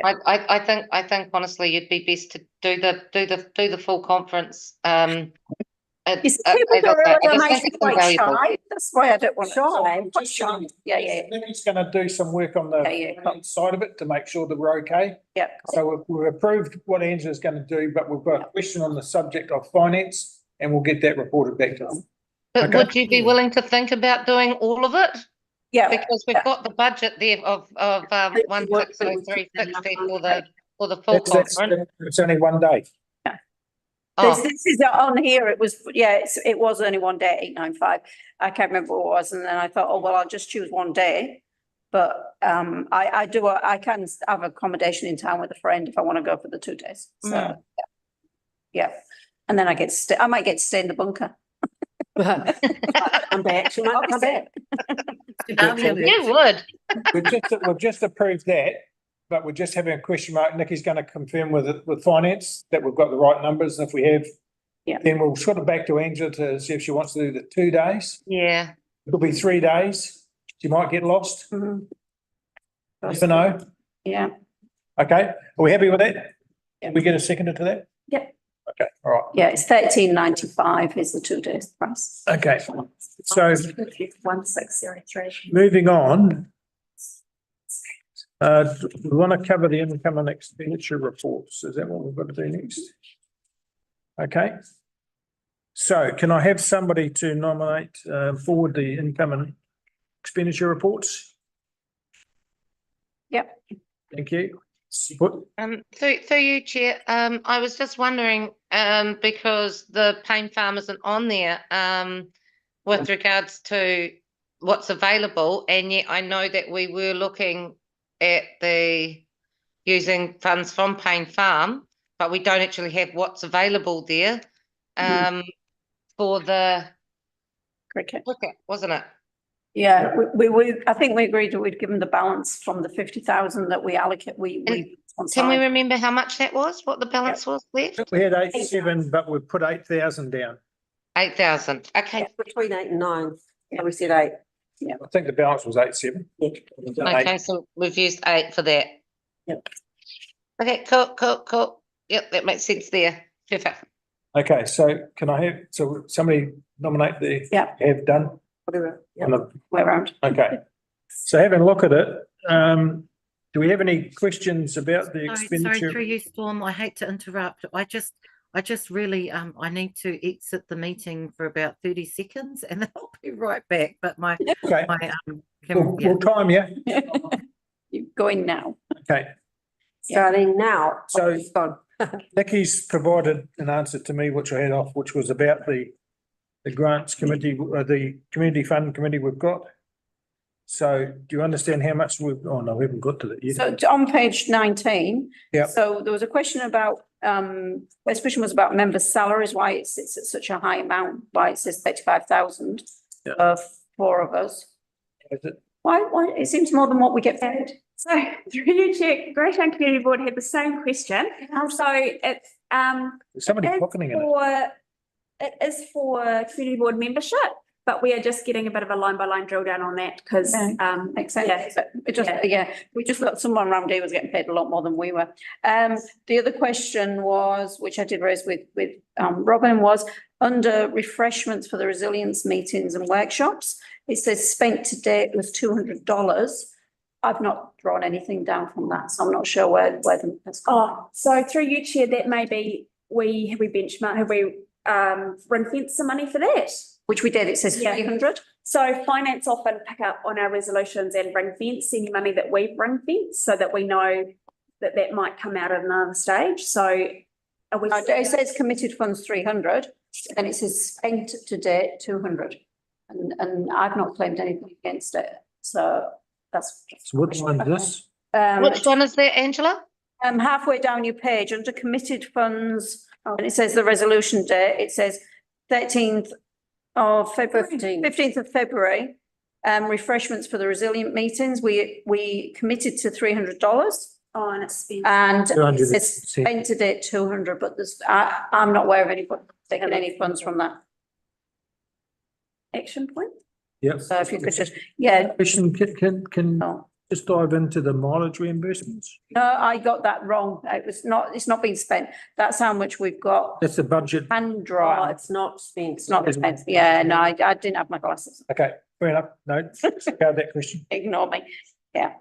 Okay, so we're just going to ask a question on that outstanding. Yeah, and there's been $50 saying for a student rep in the spent to date for a while, which I don't know what that is. We haven't spent it, have we? We've never had a student rep. We haven't spent anything on It just looks a little bit. youth representation, have we? So how's that? Are they anticipating? Because I thought we were going to get nominations. I think that's been there since the start of the year. It has, yeah, because we admitted at the first Yeah. meeting. Yeah. Yeah, so through you, Chair, there is a youth strategy. So Yeah. we have a youth coordinator who has come on board, and one of the things that she is looking at is youth representation for council in general. So yeah, you're right, it's been in there since the beginning of the year. It's been a piece of work which has just taken a while to come about. But it says it's been It's been spent. It's not That's the question. allocated, it's spent. It's saying somebody's had $50 off it. I think it's just probably wrongly connected, isn't it? Because we haven't Yeah. given to anybody, unless we've given it to somebody at Culinary College on the fact that we were going to, but I haven't heard anything about that. I think it's sat there since day one, that. It was in there from day one. Yeah, but the $200 is definitely a change from the last set of accounts because it wasn't in the Oh, last set of okay. accounts. So it's There just, definitely hasn't been $50 approved from our table in any meeting I've attended for any student. no, we knew we had $50 to spend, but we've never Oh, spent, it I'm aware of. Just need to just move out. Did you want to query that one too? Yeah. Okay. Any other questions on the finances? Not on that page. Take it as a no. I have got a question on page 20. Yeah, 20, we're just going to turn to page 20 now. Yeah, cool. So the Community Development Fund. So 22nd of February, Martinborough Play Centre, $1,000. The resolution made when that fund money was going to be given was it was subject to us seeing the quotes. Yeah. It was for when they had the break-in, and we had a local member of the community who would offer to do it at cost. That's right. So he said, so we said, can we see the quotes just to make sure that we're paying a fair and reasonable price? But does this mean they've been given it without us seeing the quotes? You assume it has been done or it's been allocated. Yeah, and we've never actually approved it. Been done or allocated, or it's in question? Because we haven't seen the quote, because they were going to come, because they were expecting potentially somebody to give them a lesser value for the work to. We had the option. So it was repairs. It would be helpful to have a note of those, wouldn't it? So it doesn't say anything. It said it was agreed to fund $1,000 to the Martinborough Play Centre, provide they supply a detailed quote. So through you, Chair, there may have been miscommunication. They may have, if memory serves me right, provided a quote, which was what I was thinking was needed, and then authorised the payment. Okay. So that may have been a breakdown in requirements. So you, Regarding who approved the quote. so you think there has been a quote come through? For Because- $1,000, So yeah, random number. Well, I think that was the number we gave them because they weren't sure, because they came and asked for a number. We but they gave up to. Yeah, well, that Yeah. was the other thing. It might be that it wasn't covering, That's it right. might not have needed. But you assume That's it why was, we it's need very to- round amount. Yes, it is. Or did they go back to the person and say, we've got $1,000 if you give me a quote? I think it'll be $1,000. Yeah, It might have been, I know that you normally cost $1,400, but we've been given $1,000. Is that yeah, gonna- yeah. Could be one of those ones. Yeah. can we just leave it with Nikki's going to do an inquiry on that? Yeah, perfect. Okay. Oh, For half an hour. So Cool. we should be finished by now. I know. Yeah, we said that. Do you have any other comments on the, Other thing. we've got to approve this? Yeah, cool. So no, that's it then. We can go through into the city after 2 hours, we need a break, but we can have a resolution to. No, we won't. We want to have a resolution to continue to 9:30 with a 2-minute break. Just to get these through, yeah. Just to get them through, yeah. Okay, you happy with that? 2 minutes, I don't know. Oh, we'll just have a break then. Just have a 2-minute break. Minute break. 2 minutes or 10 minutes. Mel, you've got to stay there. So, can't move. No, she only had 30 seconds, she's got a minute. Oh, no, you've got a minute and a half. A minute and a half. Okay. You don't want us to, yeah, I've used so 30 we're seconds. gonna stop here, are we? Yeah, yeah. Couple of minutes, Minutes. do what you have to do, and then we'll come back again. Oh, yeah. I'm gonna go away. Okay. Okay. The camera as well. Thank you for that answer. So you shouldn't have said that. Too late. It's on the record now. Too late.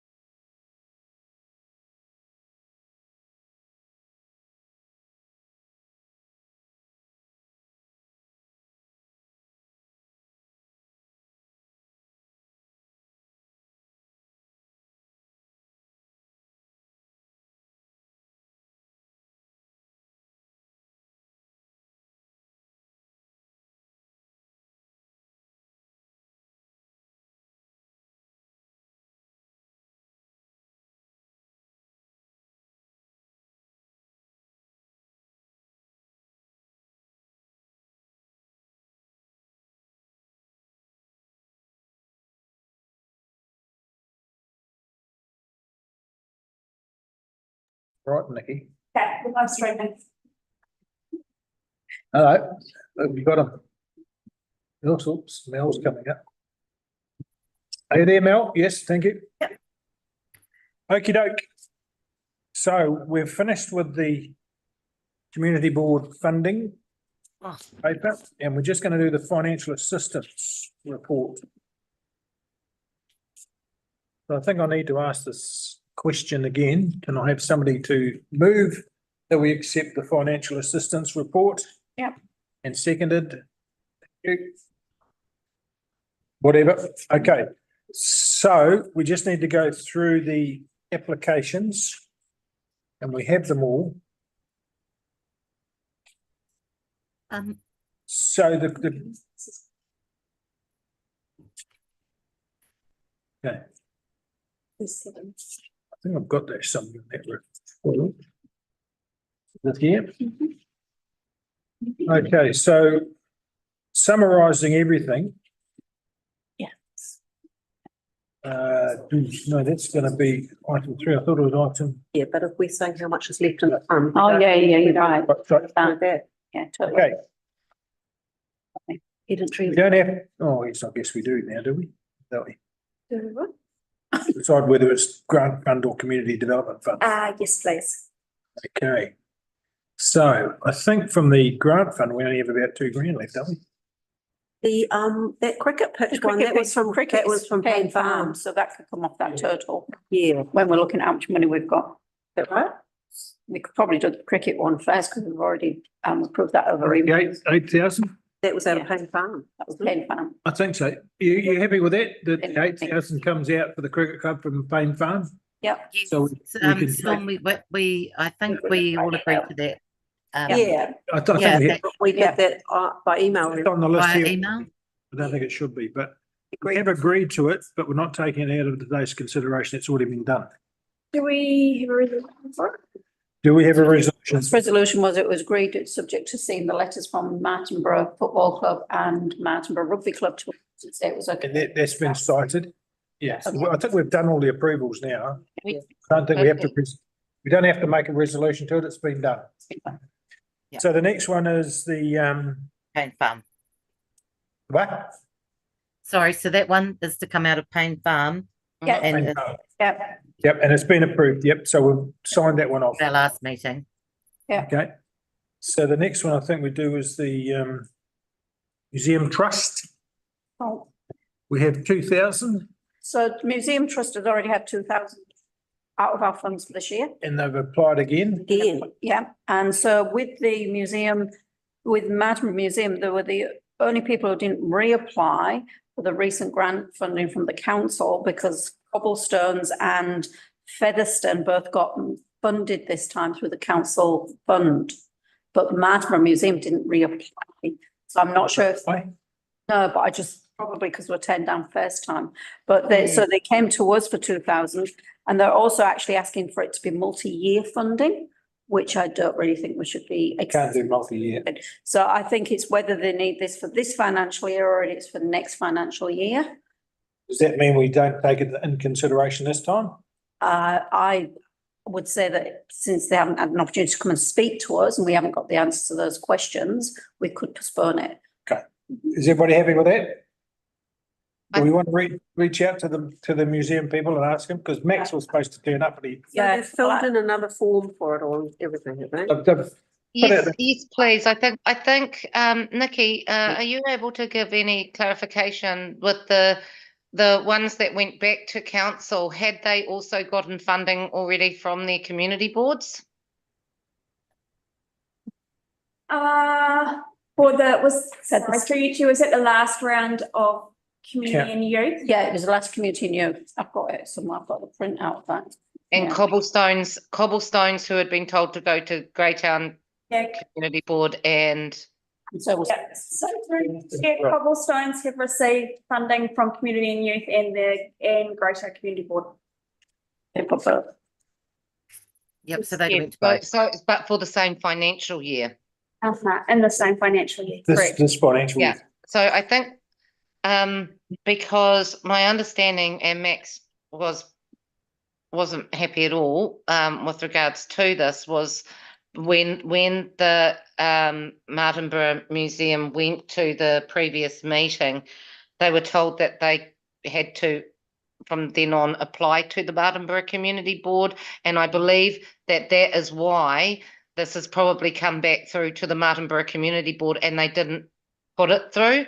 So that would be a real shame if because of how They would direct it. it was perceived that they were no longer able to go to through the community and youth grant, that they've missed being able to actually go through there. I think that is a real shame, but as you've all stated, I think we do need to just hear from them to see, because in the past, I mean, and we normally do give them the 2,000 each year, and you know, it's so coming back in the same year, I'm just not sure about. You mean we as council, not we as the community board, right? The $2,000. We'll give them In $2,000. the past, yeah.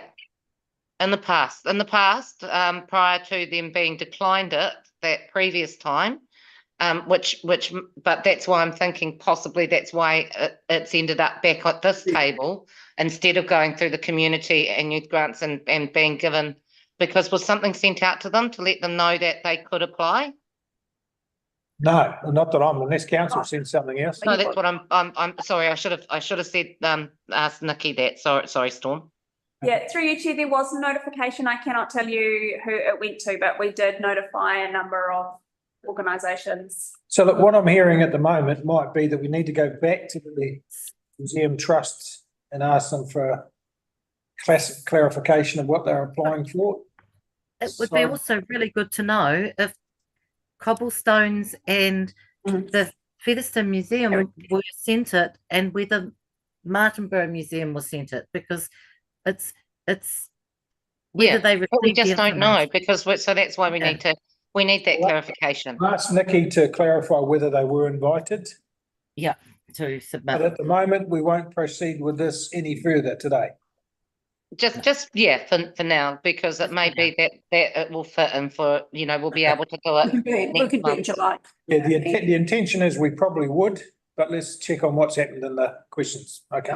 Yeah, please. So there are. Would you like me to follow up that with Chris Castles?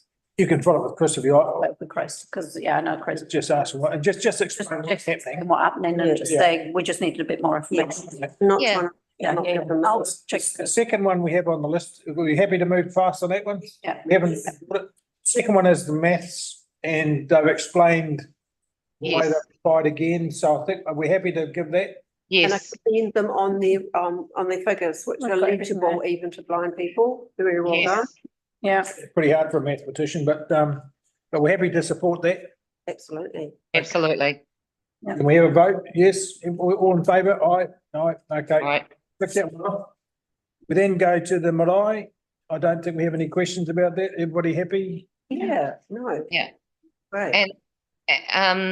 And I think it's fantastic that they were able to, that they have actually gone to other funding as well. So the amount that's now being asked for is a lot less, so. No, it's 8710. Sorry, Sorry. Mel. Guys, sorry, I was on mute.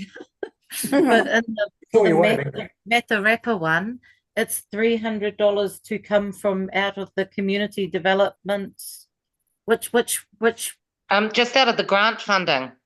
so from out of the grant We've got funding. about $2,000 in the grant funding, so we just got to have to balance around a bit, and I can see a logical balance coming up. So That's right, so 300 So for the, grants fund, from the we'll grants? 300. that's, that works for me. If the 300 comes from out of that grants. Yeah, who moved that? Angela, did you move it? Oh, okay. And Karen seconded it? Yeah. Okay, that's done. So we move on now to the marae. Now, again, I think we're likely to approve that. Is there any extension to that? Everybody happy to do that? Have we got Yes. enough? So that would be for the $8,710 from out of the community development. Yeah, the community development fund indeed, yes. Thank you. I support that. Okay, so we then come down to, so I'm wanting to move that in a second. do we have a mover and a seconder for that? I move it. Move it and seconded. The Notes and the Mells have moved and seconded. We can't have any more twins on the community board. I'll just let everyone know right now. Okay, so we then come to the women's hockey, which is a bit of a contentious one for the fact that they haven't come to talk to us. Okay. So what do we want to do about that? Now, they have been told that we would like them to come and speak They have been- the application. Okay. Like What did speak. they say when they were spoken to? Well, I thought they were going to send somebody along. In fact, they didn't have they had a name somewhat, one of the meetings, and they never turned up. So what do we wish to do with this? Yeah, well, they've also ticked multi-year funding before each session, so immediately we would want to address that because I don't. We can't do multi-year. I funding. don't- We've got to for look each at season. each. So that's What is it. this multi-year funding It's stuff? an It's MOU, like- Mel. It's like a memorandum of But that understanding. would for be the with people that- council, not with the community board. Yeah, but it, It Yeah, has it's on our happened with the forms. community board in the past. yeah, so what they're asking for is uniforms and I that, know. which you'd imagine every year you would update, and so they're just trying to tick the box to get it done. Yeah. But we can't do that. So what do we wish to do with this one? Well, we'll just let them know that we're needing them to come and speak to it. And so if they'd like to reapply and come and speak to their application and, you know, we can look at it. That's likely to move it into next year's budget. Yeah. Wait, don't matter if it rolls over, we still have the money, don't we? No problem with that? I mean, at what point do we just say we've asked them and it's, Well, I was going to say, this has got to be their final warning. If they don't want to do it, then they don't do it. we'll remove the application. Yeah. But it's only 5, do they know that it's only 5 or 10 minutes? You know, they don't have to. Well, it's only a quick, you just got to come and, all you got to do is turn up and say, yes, here's my application. Any Yes. comments? No. Not that much to No, ask, is it? no, I mean, I think it's great to fund the hockey. I don't have any issues with giving them money. Go back to them. I just think it's. You go back to them and say, look, we can't. sad. I'm just going to say to Nikki that Nikki's going to go and address to them and saying, we can't do multi-year funding. We would be happy to do 1 year's funding as requested, but you need to come and present to us. No, And do they understand that that's only a 10 minute? No? well, no, what I mean is please come and talk to us. Come and see Yeah. us, talk to us, tell us what's going on. We, it's a, I'm not saying, I don't mean like, no, we'll never support them, but I mean, No, exactly. No, that's what we're No, saying. yeah. not say that this is going to be a definite if you do this, because No, it's just. Understand? I'm Does just that sort of make sense? just making sure that we tell them it's no multi-year funding. But Yeah. you can come and we can consider if you turn up. Yeah, come. If you don't turn up, it's up to you. Is that all right? Yeah, we Yes. want to, I'm sure you'll be very, very. we want to engage with you. We want to meet you. Second there? No, we're quite happy. Okay, so that really is all we've got, because we've taken the junior cricket club out of Payne Farm. Yeah, Do cool. we have anything else? Or we do have now the Hurakura. So what does that leave us with, to be honest? Hunakura Hall. Yes. Yeah. So if we take out 2,000 and we take out 1,500, 16, we've probably got about 7. Maybe not quite 7. Oh, really? Well, we should have in the community fund, in the grant fund, we've got 2893. And in the community fund, we've got 23429 plus whatever. So we're going to take out, we're not doing the museum, so that's 2,000 not going. We are going to do the 300. Yeah. We are going to do the 87, which would make that 9. And we are going to do the 8,000 for the cricket club, but that's coming out of Payne Farm. So Yeah. it thus far, all we've spent is Okay. 8, 7, 10. 9,000. No, 9, we've had. 9 grand, yeah, 19. So it's spent 9,010. So that would leave us with 14,000. Oh, sorry, I thought the Matharappa came out of the other grants. Sorry, you're right. It came out of the grant fund. Grants pool. Yeah, so that came out of the grant funding. So in fact, we're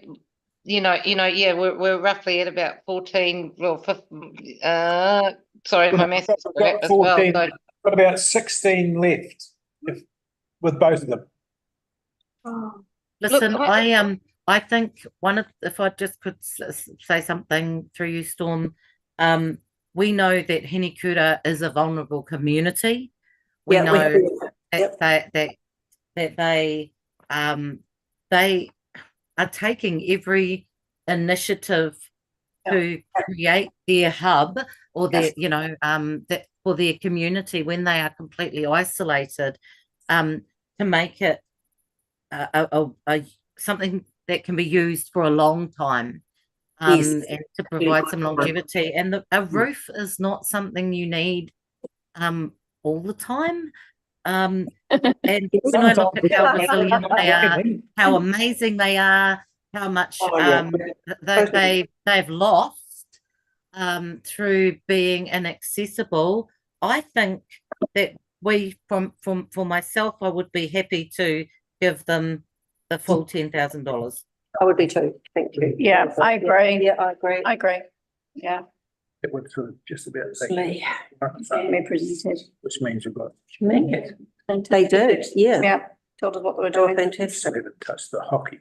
So if we've got it, we've got it. Could be 9 and 6.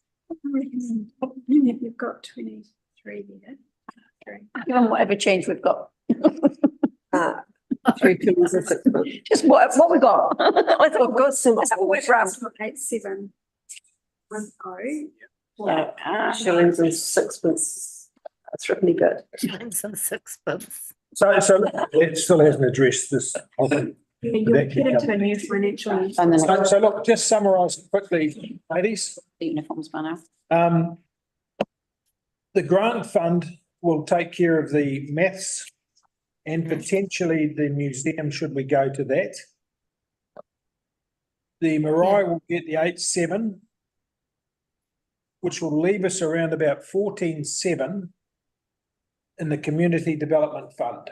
Now, if we give Hurakura 14, we leave it. They're only asking for 10. You want The max.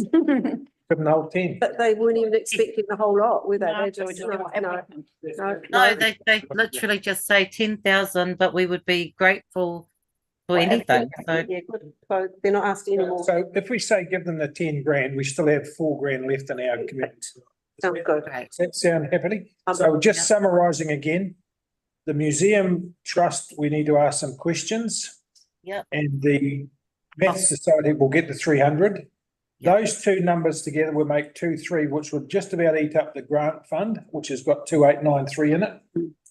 We would then provide the 8.710 to the Marae. We will hold in abeyance the hockey, which will go into next year's fund, as could be the museum. So that leaves us with the 8,000 from the Payne Farm. We're left with this 14.7 from our community development fund. And if we say we'll give them 10, For a second one. everybody happy with that? Yes. Yes. Can I have a mover to that? Are you happy with that? With it. Thank you, Karen. Seconded. Thank you, Mel. Got you. So that's our funding given out, but we still have some that the little bit. development fund will roll over. And but we could say that the hockey that the hockey application, provided that they attend at the next one, that we can would pay them the $1,500 from the community development and grant. Yeah, but it'll come out of next year's funding because we will trend over the July. Yeah, it'll be, our next meeting's July, so it's better just to let them know to come and speak. Please Come and To come and speak, it's what we request. It's the same, like, I mean, it would be really cool to sometimes get some feedback and like some of the other boards, actually say we're giving you this money, but we'd like you to come back to tell us how it's all gone, like whether it's a presentation, just showing what you've done or anything like that. That would be fantastic. So to be able to see. Why we don't. Is that part of the letters that are sent to people when they've been told they're successful? Because they used to have to fill one out, didn't I thought they had to present, like they Where were about told they to used present. to? Through you, Chair, they need to fill out a form at the end, an accountability form around that they've spent the money, what they've spent it on. Yeah. But we don't say they have to come back to present, but a number of the community boards do ask people to return. And we can just put that on a cycle and then we'll kind of flick them an email. Yeah, I think that would be It really would be good. really That'd be good great, for us Nicola. to. So I'm conscious of time, Grants. conscious of time. So we're happy with the funding we've allocated Done. and the things we've got. Thank you. So we can move on. So the last item I think on the list I've got is the action items, and we're just about running out of time. But, Pip, have you got a oh, report? no. Sorry, can I just say something, Storm, as we come up to that action items register? Hang on, I've just got to give my report. Oh, that's right, Mel. And I kind of have with regards to the representation review, because that was like pretty much, I think a lot of stuff was covered by what was then put in, except for that one part that I just wanted to come back to say, like, you know, if you are getting questions with regards to that, people can see that the council meeting where that was put through for a Māori ward, which is why it's showing on there as part of the representation review. And the only other thing that I just wanted to mention, just because for the Martinborough Community Board, just to is if there's any way just to help push out. I saw it has been on the Martinborough Community Board page, but maybe if it can just be a reminder again, is with regards to the health clinic that's being run by Hauriki Marae. And that's going to be on the 8th, Saturday, the 8th of June, 9 a.m. till 12 p.m. And that's and they're doing free flu vaccines, COVID boosters, blood sugar checks, and blood pressure checks, which is really, really important to those more vulnerable within our community, and especially some of our elderly who may not realise that they don't need to wait for a doctor's appointment. They can go to this instead. So what are you asking for? That's through Aidan. Aidan manages the page, so manages the page, but also anyway, just for our community board to let people know that this is happening as well. Yeah. When's your next? That would be fantastic. It's not the Saturday, it's the next 8th, yeah. It's going to be The 8th of June. Next June. I'm just talking about when we've got our next The community board meets. So we can mention it there, but that's probably going to get a bit too late. No, Yeah. but just if you've got any lists to pass it out to, I suppose, as well. Yeah. Like some of the social senior people or those type of things. Yeah. I can pass it on to them. Yeah, no, that'd be cool. Is it easier for me to email maybe like the poster that they've sent? Yeah, if you send me something through, that'd be good, because then I'll forward it to a few people who I know might benefit from it. Send it out to all the community board members and we can send it on contracts. Yeah, that'd be cool, because I mean, obviously, I just want to kind of concentrate on what's going on within our own community. But the same with the community lunch thing as well through Heartlands would be good for us to pass out on the Facebook page as well, because that's a community lunch, so that would be really cool. I think that has been on the Martinborough Community Board page as well, but I'll just double check that with the other thing, with Aidan. Yeah. The other thing, talking with Robin the other day, was thinking that we all should get access to the page, and so we might need training on what to do. Yeah. So that we can individually put things on the post on the page. Yeah. I guess we'd have to make sure that we did so with the agreement of everybody else, but. You just send it round and say, I want to put this on. I can't do it because you've got to sign up for social media and I won't sign up. But can you check, because Mel, was there only allowed to be one, or can there be 2 administrators? So I mean, that might be. I think you never seen it. Like. Yeah. No. I think that with the community board pages, I'm not sure that that's the case. We were told it was actually originally only 2, is what we were told. Yeah. But Robin's come so to I think, but so I mean, if you wanted to decide who else might like to be the other administrator, then Aidan could train that person up. I'm already administrator. What I'm saying is Robin came to me last week and said we should all have access. And so there must be some rule changes in there that we're giving everybody. Do you mean Robin Ramsden? Yeah, Oh, do we have to talk about? I just, can we please check just that's the case, because my understanding was that the community board pages, that's all, Yep. Nikki, is it possible to just check? Because if everybody can, that's cool. I just thought that there was only allowed to be 2. yeah, well, I thought Robin said there were some changes afoot, but maybe not. So Nikki's going to ask the question and come back. Thank you, just so we know. Yep, okay. So can we quickly, because we're past deadline. It was Socials. today, wasn't it? So final thing is, if you want to go through the action items really quickly, you got 1 minute. We just need a resolution to receive it and then go through it fast. Okay. So we've got 1 minute to receive the action items. Yeah. Nominator? Yep. Seconder? Wait, yeah. I'll second it, but just can I please, I really do also want to say that one of the things I guess I'm a bit disappointed. I understand what Janice was saying about the information that I was sharing. Now, it wasn't me. I was asked to present on our community meeting. Now, I have respect for the staff at the council. However, I was asked to provide information on what occurred at that meeting, and I have only referred, it is a factual thing. If anyone feels like I've misrepresented them in what I've said, I'd Well, love I think to she hear was from them. able to clarify that tonight, Mel. So, you know, like that was the thing. There was that clarity that she was able to put in from your presentation. That's all. I don't think that you need to. You don't, Well, she had some points of order to make, and I don't know that that was the right thing to do. I felt a little bit like it was like, don't say those things because it hurts people back at the council. I'm not here to hurt anybody. I just have to report back factually because I can't lie. Yeah. Points taken. So look, we need to move through these action items pretty quickly. Let me just pull out anything that's important. Right. So, Historic signs. 497, where we've got that sitting. That's with you, Mel, still, or we're going to pull that off? Well, this is what. Agree to pull it off? Oh, we agreed to mark them together, and then do we want to pursue this, or do we want to leave it packed or remove it? Is there any way just to ask Waka Kotahi to put up a welcome to Martinborough, no mai haere mai sign? That's not them, is it? Yeah. When Yeah, and from it's coming the into Martinborough. That's what 497 is.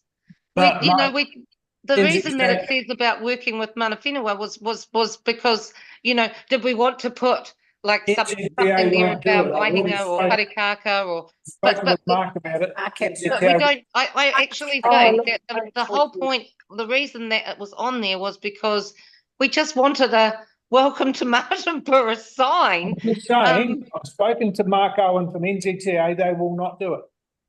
They're against welcome signs with your name on it. So they won't do it. So if you want a community Martinborough sign. yeah, Okay, shall we just leave the signage and I would park it myself. Let's park it. It's Let's pack both signs July. and leave the signs, and we'll decide if we're going to put it on our next one or not. Leave it. Just leave them as open. Let's go through the others quickly. Out of our district, they've all got signs going. I mean, there's a welcome to as you enter Carterton, there's a welcome to Martin. Yes, I know that, and that's why I've got to work with Mark Owen about why he's excluded this one. Because some suggestion that somebody was putting some commercial bits on it that he's heard, and he said he wouldn't do it.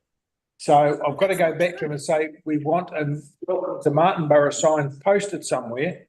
And then I'll go back and say, because it's something probably Stefan has to approach him on, not me. I'm just checking what Mark can do. Okay, so we'll just park that one for the time being. Is that same with 731? Park it. Park it. Okay. 731 we're parked. Yeah. What have we got? 501. $10,000. Are we finished with that? That one. I thought we'd finished. The only thing different, Pip, maybe you could tell us. We had $10,000, but it turned out to be 11.5 with GST. Yeah. And the thing I have with issue is nobody came to us and said, here's the bill. Robin had to finally send me through a bill where the agreement is, if you're gonna spend some money, you say, this is what we're gonna spend the money on, you're okay. I think you're right going forward, but I think that has actually been actioned. Yeah. That has been actioned, so Take it off. we won't accept it. Close? We can Yeah, close close it now? Yeah. Yep. 69, I don't, that's still open. That's open. See, confirm Andrew's authority. Do we still want that to go ahead? That, or shall we, do we need to get rid of that? Hasn't Janice taken care of 72? I would say so. Yep. Yes, So that can Yeah, come off. yeah, let's close it we'll take that off. first. Yeah.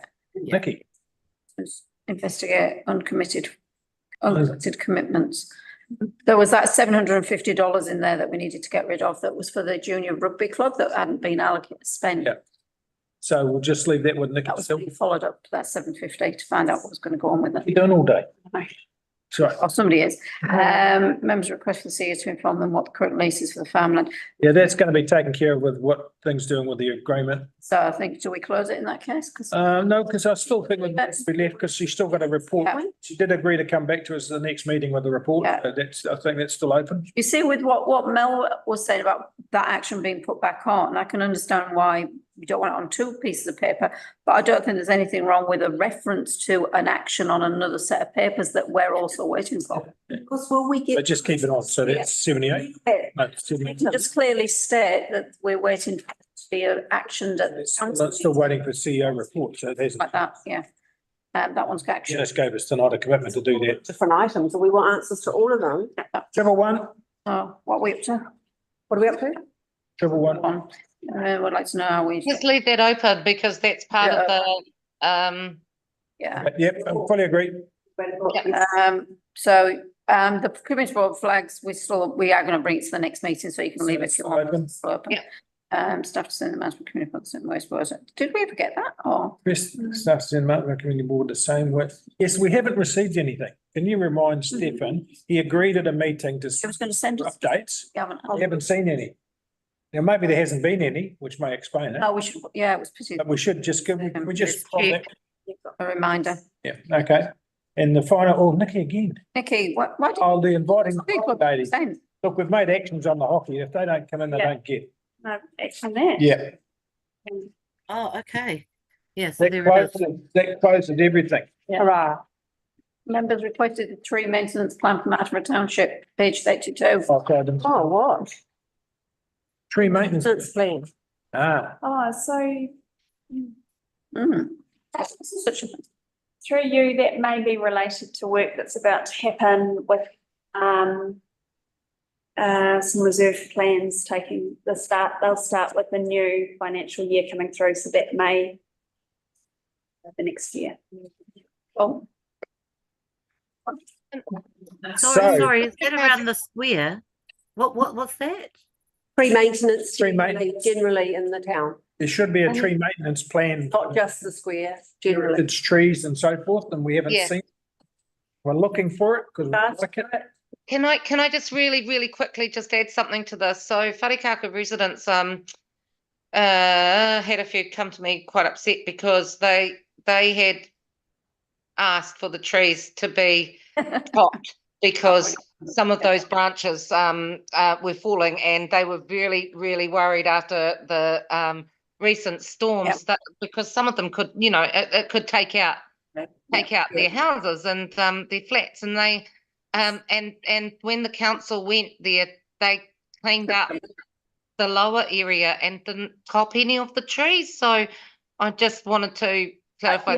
I checked this out, Pip, and they said they know the arborists have been, and the arborists said they're perfectly safe. They no longer top them, which is quite an old terminology. They balance them. So they were quite confident that the work they did was going to remove the danger of them falling onto those houses. That's what I got told. So, and I tried to tell Kay. We have it in writing. The trimming of the trees, well, I said, I probably got an email from James to that effect. So the arborist was pretty confident that they have checked those trees and they've done the work that was necessary, but they don't take the tops off anymore. I said, that's not how they do it. So Okay. I know Kay was quite, because she came back to me and said, but they didn't chop them, they didn't top them. It's like they don't do that anymore. Okey doke. No, that's lovely. Thank you so much, Angela, for following up on that. Yeah. I was waiting to just hear from Steph. Okay, Yeah. before we close, Mel, because you did the opening, you got to do the closing, I'm told. Here, you. Whakataka te hau ki te uru, whakataka te hau ki te tonga, kia mā kina ki uta, kia mā taratara ki tai, e hea kia nā kia tākura, he tio, he huka, he hauhu, tihei, mauri ora. And I declare the meeting closed. Thank you very much, everyone. Kia ora. Hey, Last have a lovely warning. evening, everybody. Thank you so Yeah, much. thank you. Thanks for your Good night. time, Thank you. everyone. Good night, Nikki. Thanks, Nikki. Wow.